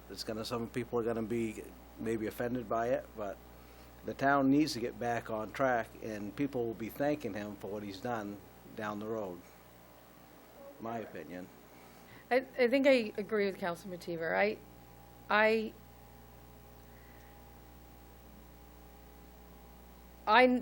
personally could not sit here and develop a budget for the entire town. I don't think one of us could, or else we'd be sitting in your chair instead of these chairs. So, and I think we did think long and hard about what we've been looking for in terms of the person who gives us direction. And if your recommendation is to present us with a maintenance budget, but also show us where those cuts can be, that to me means you've talked to those departments and had those discussions. So hopefully that would fall in line with, because I agree with you, Dylan, that we don't want to blindside a department head and say, all right, I mean, we've been accused of this before. I did what you said and now I have to cut again. I did what you said, now I have to cut again. We don't want to do that. So let's let Mr. Olmsted do it. But we have to give him the direction of what we want. I'm pretty But sure he I has a think that pretty I think good it's handle pretty on what clear. direction we want to I think go. it's pretty clear. I think it's pretty clear that, I mean, I want the budget to maintain services, and I would like to see it be at that lower number. Sure. Okay, if we could do that, that's what I'd like to see. Well, and I can show you, based on my past experience and my review of your current budget, I can show you ways to get there. But I can tell you that some of the things that I'm going to bring to the table are going to be controversial and painful, and you'll be attacked, I'll be attacked. I'll be gone in 4 months, it won't bother me a hell of a lot. You should be used to it. It's been 36 years for you. But, there's going to be a lot that people won't like. But these are things that have been done in other towns, been done in the towns that I've managed. And I can tell you that I will never blindside a department head. If I walk in with a budget proposal, they will know what it is. They may not like it, but I would never do that to a department head. No one will be blindsided.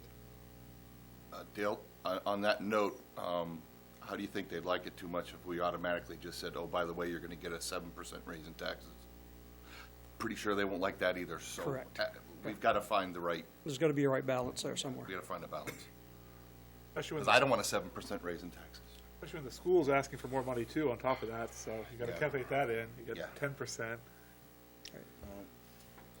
When you do surgery, it hurts, and it takes a little while to heal from it, so that's where we're at. I think we're all willing to look at your options. Now, some of them I think you have looked at before. I'm not going to go into detail tonight, but Okay, well, we can look at them again. I know that you've looked at some of them before. Some you haven't, some you have. I want to make, Some we have. Right. so, what we're thinking right now, tell me what your budget is. What your budget direction, in one sentence, what is your budget direction, Dylan? The bottom line be a $0 increase over last year's budget is my direction. So you find that $500,000 Somewhere. increase acceptable? No. Okay, so you want the new budget to be $500,000 Yes. lower than last year's budget? Yeah, I would like to Okay. see a budget. The bottom line is $500,000 reduction somewhere to make up for our hole. I think it's a lot easier to add to a budget than to take away. So let's cut it real hard the first time to see where we are. We don't know if we don't ask. But you know that we're still going to be asked to cut it more. That's okay. I mean, no matter how much you cut it, we're going to be asked to cut it more. I think we should let Mr. Olmsted bring a budget to us that takes care of the $500,000 hole. Whether it's with increases, with Yep. balance of increases. I think we should Next see year a it. lot easier. We No, it won't. It'll just heard. still be just as hard. We just heard Mr. Green that next year's gonna be even more for them, for their retirement stuff. So, I think we should see it. It can't hurt. We'll take, right, you know, if we look at the options, I think, for me, I want to see more options. I would like to see that budget, but I would also like to see the options. Is that, Sure, we can, Yeah, What about- I agree with Lisa. I'd like to see the options to see, if we see that and we see, okay, this is too terrible, we don't want to, close the library, then, how much does it cost to stick with what we had? Have those options there, and then we can discuss that in our budget sessions. That's why I said it's much easier to add. Right, that's But why I think we should We want definitely. to have that maintenance budget there for comparison, that if we know, okay, we can see this is what that item would cost to put back, is it worth it or not? Then we can have that information out there, and the public can have it out there. Roger, what do you think? He's packing up. He's ready to run. We still have executive We haven't session to adjourned go. yet. I just want to make sure that every counselor has, has the opportunity to say something right now, because this is, I said that Mr. Holmes, I wanted to see what, he came in on a flat budget, I want to see that. We got to start somewhere. When you say flat, do you mean take care of the $500,000 hole, or keep everything and raise I the think that's a taxes and start. take care of the If I want to move to 500,000? Bowden, Dylan, I'll do it. I don't want to move to Bowden. No, I'm asking you, is when you say keep it flat, does that mean to have a budget that would raise taxes by $500,000, or keep it zero so taxes don't go up? Well, I'd like to see a little bit be able to get done in this town, a little bit. And I'm not talking much. I've been doing my due diligence to try to find ways of doing stuff pretty cheap. you have. Oh, you have, I know. Let's, okay, so I think that, I'm hearing you say that you want to hear those options Yeah, I also. want to hear all the options. Okay. Mr. Brunel? Absolutely. I want to see all them options too. I want them on the table so we can really look at them and say, hey, well, maintaining the budget as it was last year, I believe what you were talking about makes sense to me, and then seeing the options, how we could make that 500,000 disappear. But have that same budget as last year so that you know how much of this 500 can we really eat up with your options. That would be the easiest and I think most understandable approach. I think we want to have that apples to apples comparison, be able to make there. We've had that Yes. trouble in the past Yes. years where we've had Budget, this apples year's to budget's- kumquats, and we didn't know which one was to make which. it go 500 grand. Absolutely. Whether it be cutting services, whether it be fees, whether it be. Counselor Garrison, did you have anything else that you wanted to add? No, I think that's enough.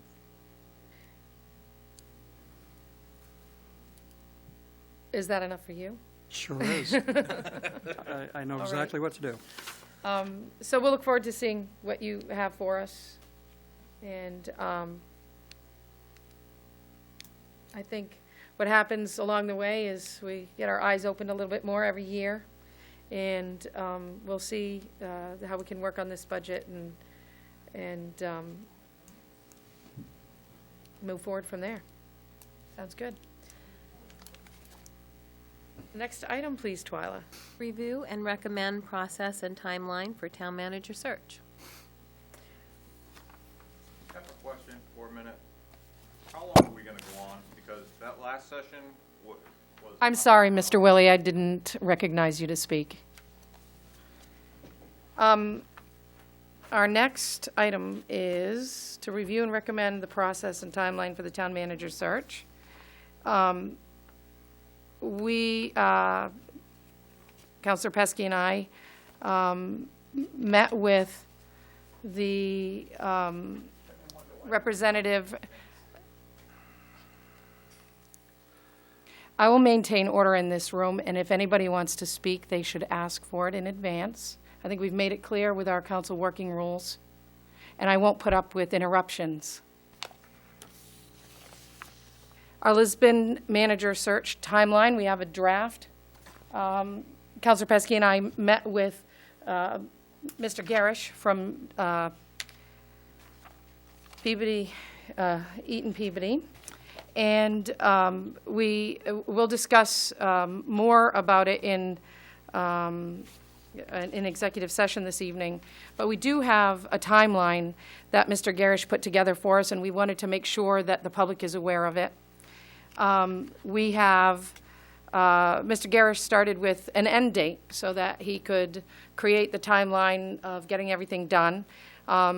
He's looking hopefully at a mid-May announcement for a new manager. And we'll try and stick to that timeline as much as possible. We know there'll be variables along the way.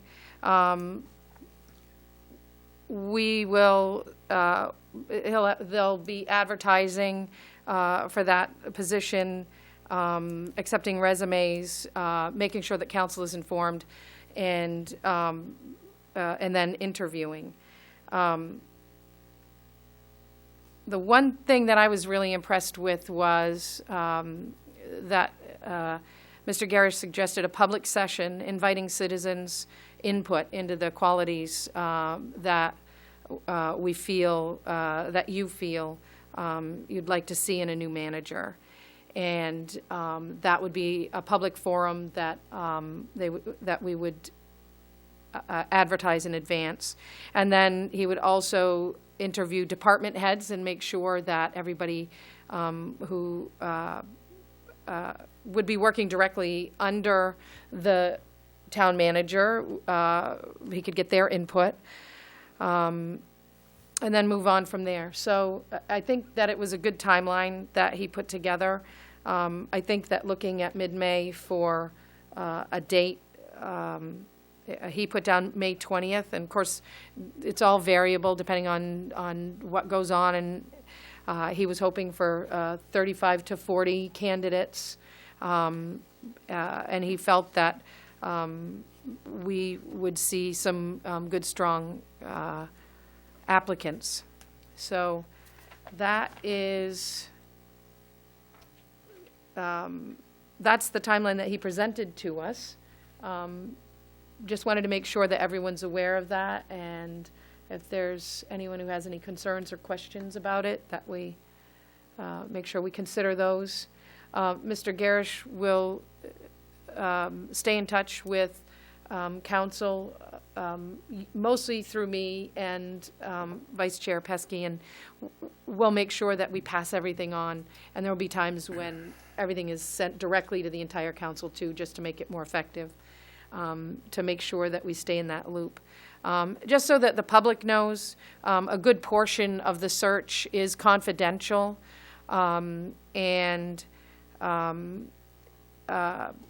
we have to make sure that we maintain that confidentiality. It's not secrecy, it's confidentiality, and it's in the best interest of both the town and the candidates. So if we don't have any other questions, I know we have to talk about another portion of this search in our executive session, so I'll leave it at that. Okay, and the next item, Twyla? Is new business. This is the portion of our agenda where folks in the audience are able to address issues or ask questions that were not already on the agenda. Larry?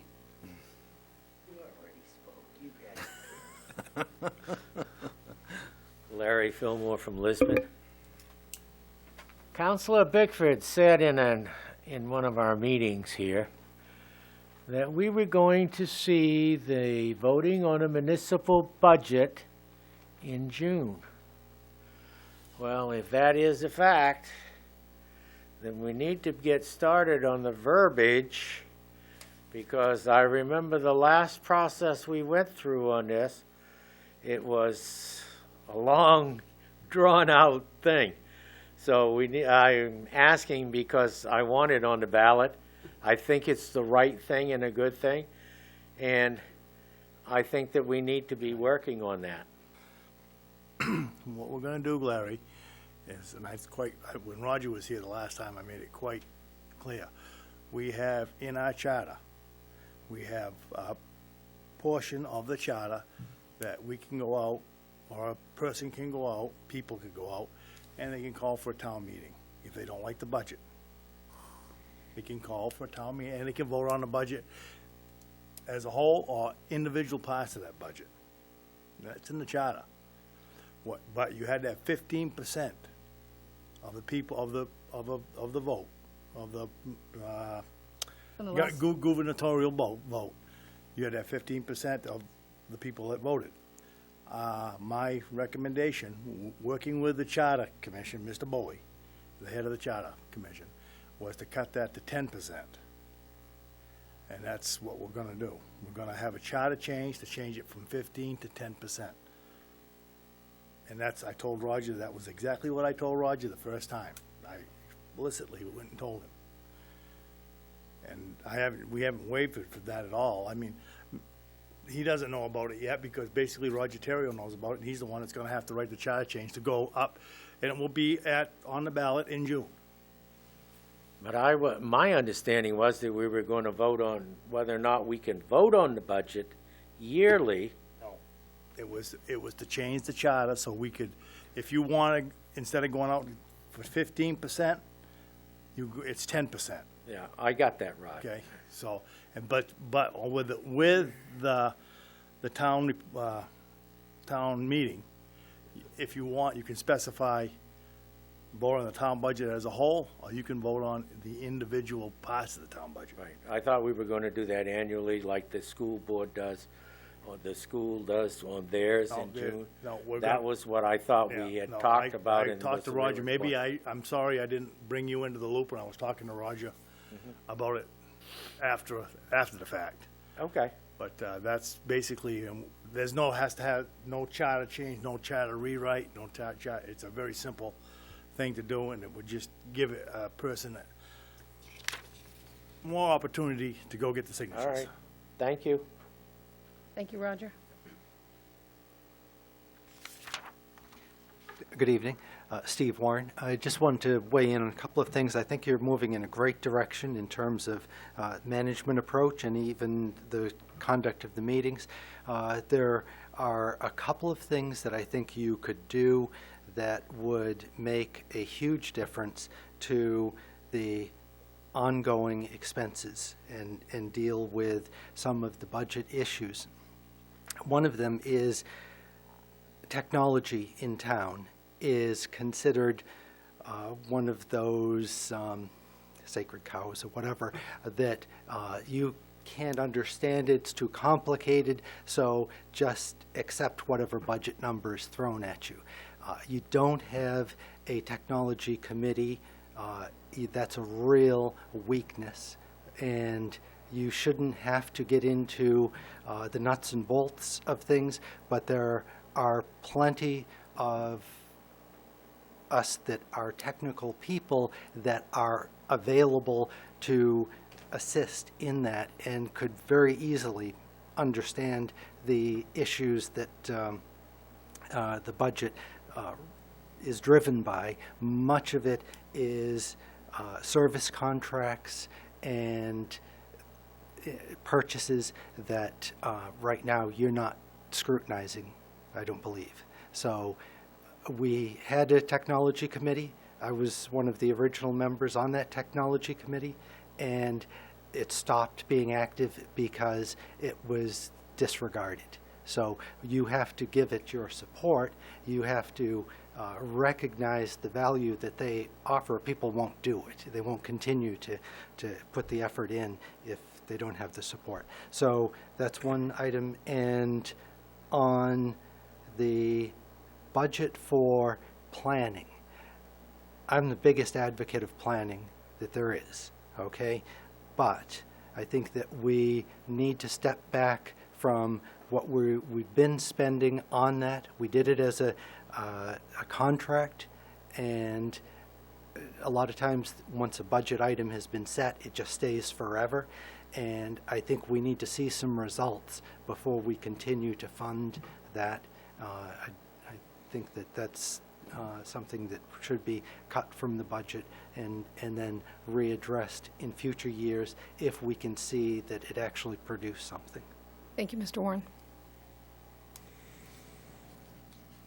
Anybody else?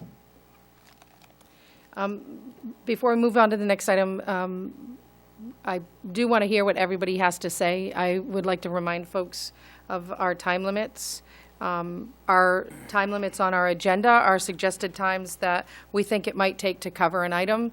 That's not cut and dried. The time limits for speaking when the audience addresses us are a different issue. So just to clarify, we allow 5 minutes at the beginning of our meeting during the audience participation, and then per person, and then we allow 3 minutes during the second part. And I do note that most people try to stick to those time limits, and we appreciate it. The next item, please, Twyla. Is council response to new business? I think we're all set with that. Okay, and then there are no appointments, and it would be council communications. Okay.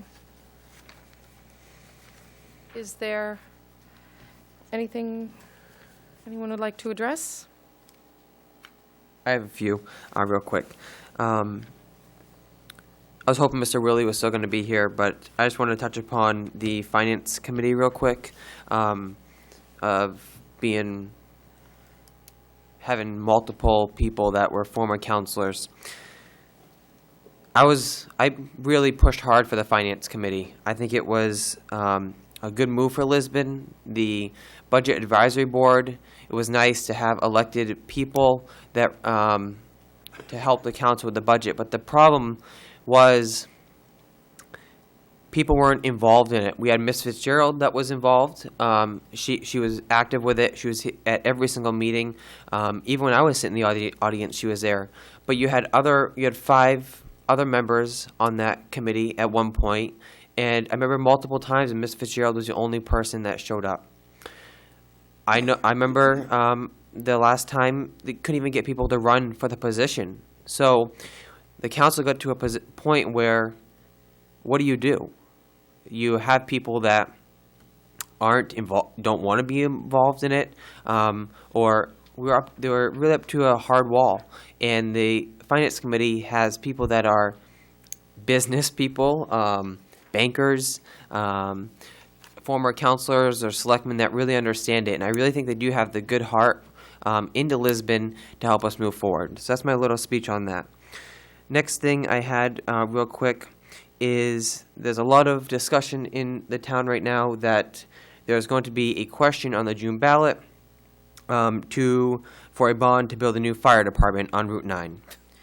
I heard that, I about fell over because I don't know anything about that. So unless something is happening I'm not sure about, I want people in TV land to understand and know that that to my knowledge, there is nothing coming up on the June ballot to build a new fire station on Route 9. If you have questions, please contact Mr. Olmsted. For those of you that did contact me, I got back to you. The last piece I have is, I know we just approved, or we voted to approve the draft for the municipal budget schedule, but after listening to Mr. Green talk, I had a thought that maybe after the public hearing on April 15th, our next time we have a scheduled workshop was April 22nd, and that was for the emergency management and FEMA training.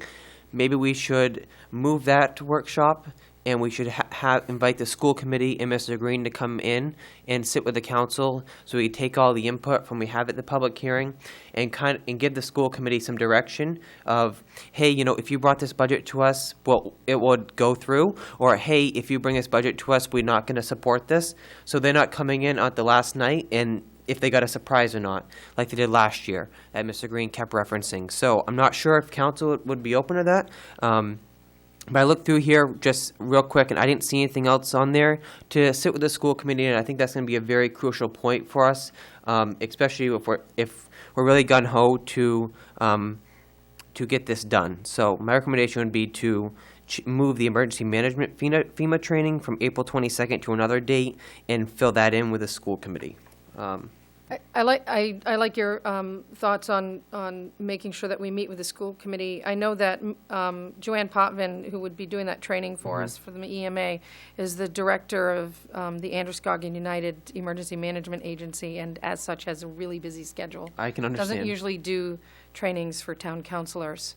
So I think we'd have to check with her on that. But I do think that we should try and fit a workshop in, even only reason I thought that, well, even if it was a Thursday my instead. only I thought of that as well, but the other thought I had was if the public comes out and they have a big concern about something, it's not going to give Mr. Green and his administration enough time to really get, all meet and address that budget. So if we meet on Thursday, they might not have a... How about the next Thursday? April 29th. Yeah. There's Why don't we nothing- ask the chair of the school Don't have committee? anything on the 29th. We could also hold workshops, and I don't know what our topic is for the 28th, for the, could be possibly something, it's a Monday night, that we could switch our workshop meeting.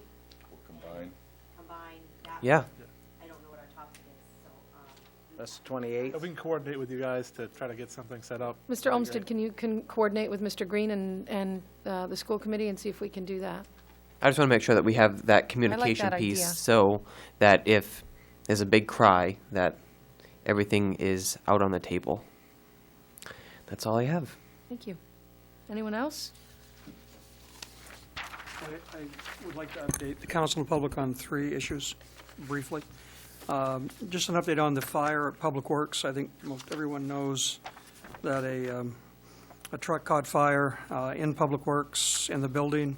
The truck was a total loss. The building had significant damage. We have moved Public Works operations to Longchamp's building for a period of time, probably for the next 6 months. We have brought the administrative staff from Public Works into Town Hall.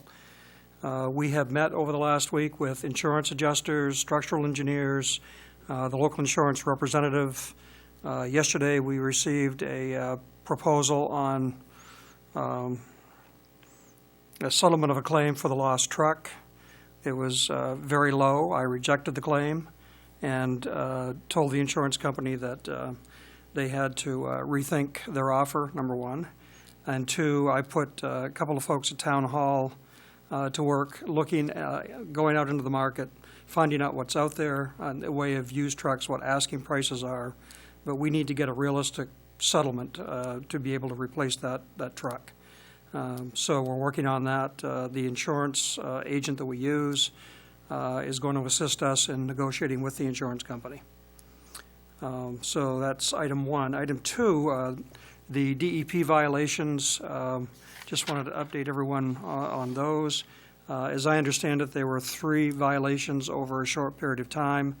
Most of those violations dealt with, one dealt with a closed or abandoned line. Another dealt with I guess 2 dealt with abandoned pipes, as I read my notes, and 1 dealt with a sewage backup into a manhole. And the DEP asked us last week to provide them with some additional information on the most recent violation. It's a terrible term. When you I don't want to get into a rant, so anyway. It's always amazed me that you can abandon an old line, and it's 30 years old, and it runs under a river, and everyone knows eventually that line's going to break. And when it breaks, that's a violation. It just amazes me, the way the DEP works, and I can say those things now because I'm a short-timer, and I know they can't come and get me. But these violations that happen in every town all over the state, in my opinion, are simply used as a revenue source for the DEP, and it's a gross injustice. But there you go. Put that in the paper tomorrow. So we have provided the DEP with the additional information they asked for. They will be getting that information, I think, tomorrow. I expect they'll take some time to digest the information we provided to them, and then we'll meet to try to finalize a single consent agreement that will include all three violations. So it's going to take some time. Putting consent agreements together takes some time. So, but I would hope in the next month to 6 weeks we would have this wrapped up. And the last item, very briefly, when I was in Freeport, the last year or two I was there, I worked with former Representative David Webster on some legislation that would open up state bidding to municipalities and nonprofits. As you know, the state bids out literally everything a municipality bids out, but they bid out much greater volumes and typically get much better pricing. The legislation that I had helped David Webster with was in the legislature when I left Freeport. I was informed recently that it finally passed, and now municipalities can take advantage of state bidding. And so today we figured out how to do that. I've distributed that information out to the administrators, and now before we buy products, we will check state prices first, and if we can beat those prices, great. If we can't, we'll take advantage of those prices.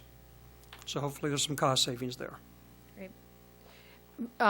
Dale, just to follow up on the DEP question, has the DEP offered us any SEP projects that we can, because I know we had asked for their input on that, and, right. And then also, of course, Mr. Warren had offered some ideas. And right. No, the word we're getting from the DEP is that'll all be addressed when, at the same time they address these three violations. Okay, so we're just waiting to finish taking care of this third one. Exactly. It'll all be wrapped up in a single consent agreement. And I still think that they're very agreeable to allowing us to use the fines to mitigate projects in Lisbon. I don't think that's changed. At least they haven't indicated to me that it has. Okay, great. Thank you for that update. I have one item that I would like to address. When we look at our agenda, as we know, we've revamped how we work the agenda when we changed our working rules earlier in the season, and they seem to be working out a little bit more smoothly, and we're taking care of the glitches as we go, and I think that works. One thing that I, as chair, have looked at, and I discussed it with Mr. Olmsted just to get his take coming from other council, but I've noticed that when different folks want to add things to the agenda, that it may not always be clear to them how to do that properly. And so I just want to clarify whether it's an agenda item that someone from the public wants to add, someone from a committee or a commission, someone from a business, whatever that might be. One of my duties as chair is to help set the agenda. So I think it makes sense to make sure that people bring that item to me as chair. If I have questions, I know who to ask right away, and I can always confer with the vice chair and other counselors to see what direction folks want to go in. And then I can pass that determination on to the town manager to add it to the agenda. I think it'll take a little bit of the stress off the manager's office in terms of people showing up at the manager's office, either talking to the town manager or the administrative assistant to see if they can add something to the agenda when, since the council chair decides what goes on the agenda in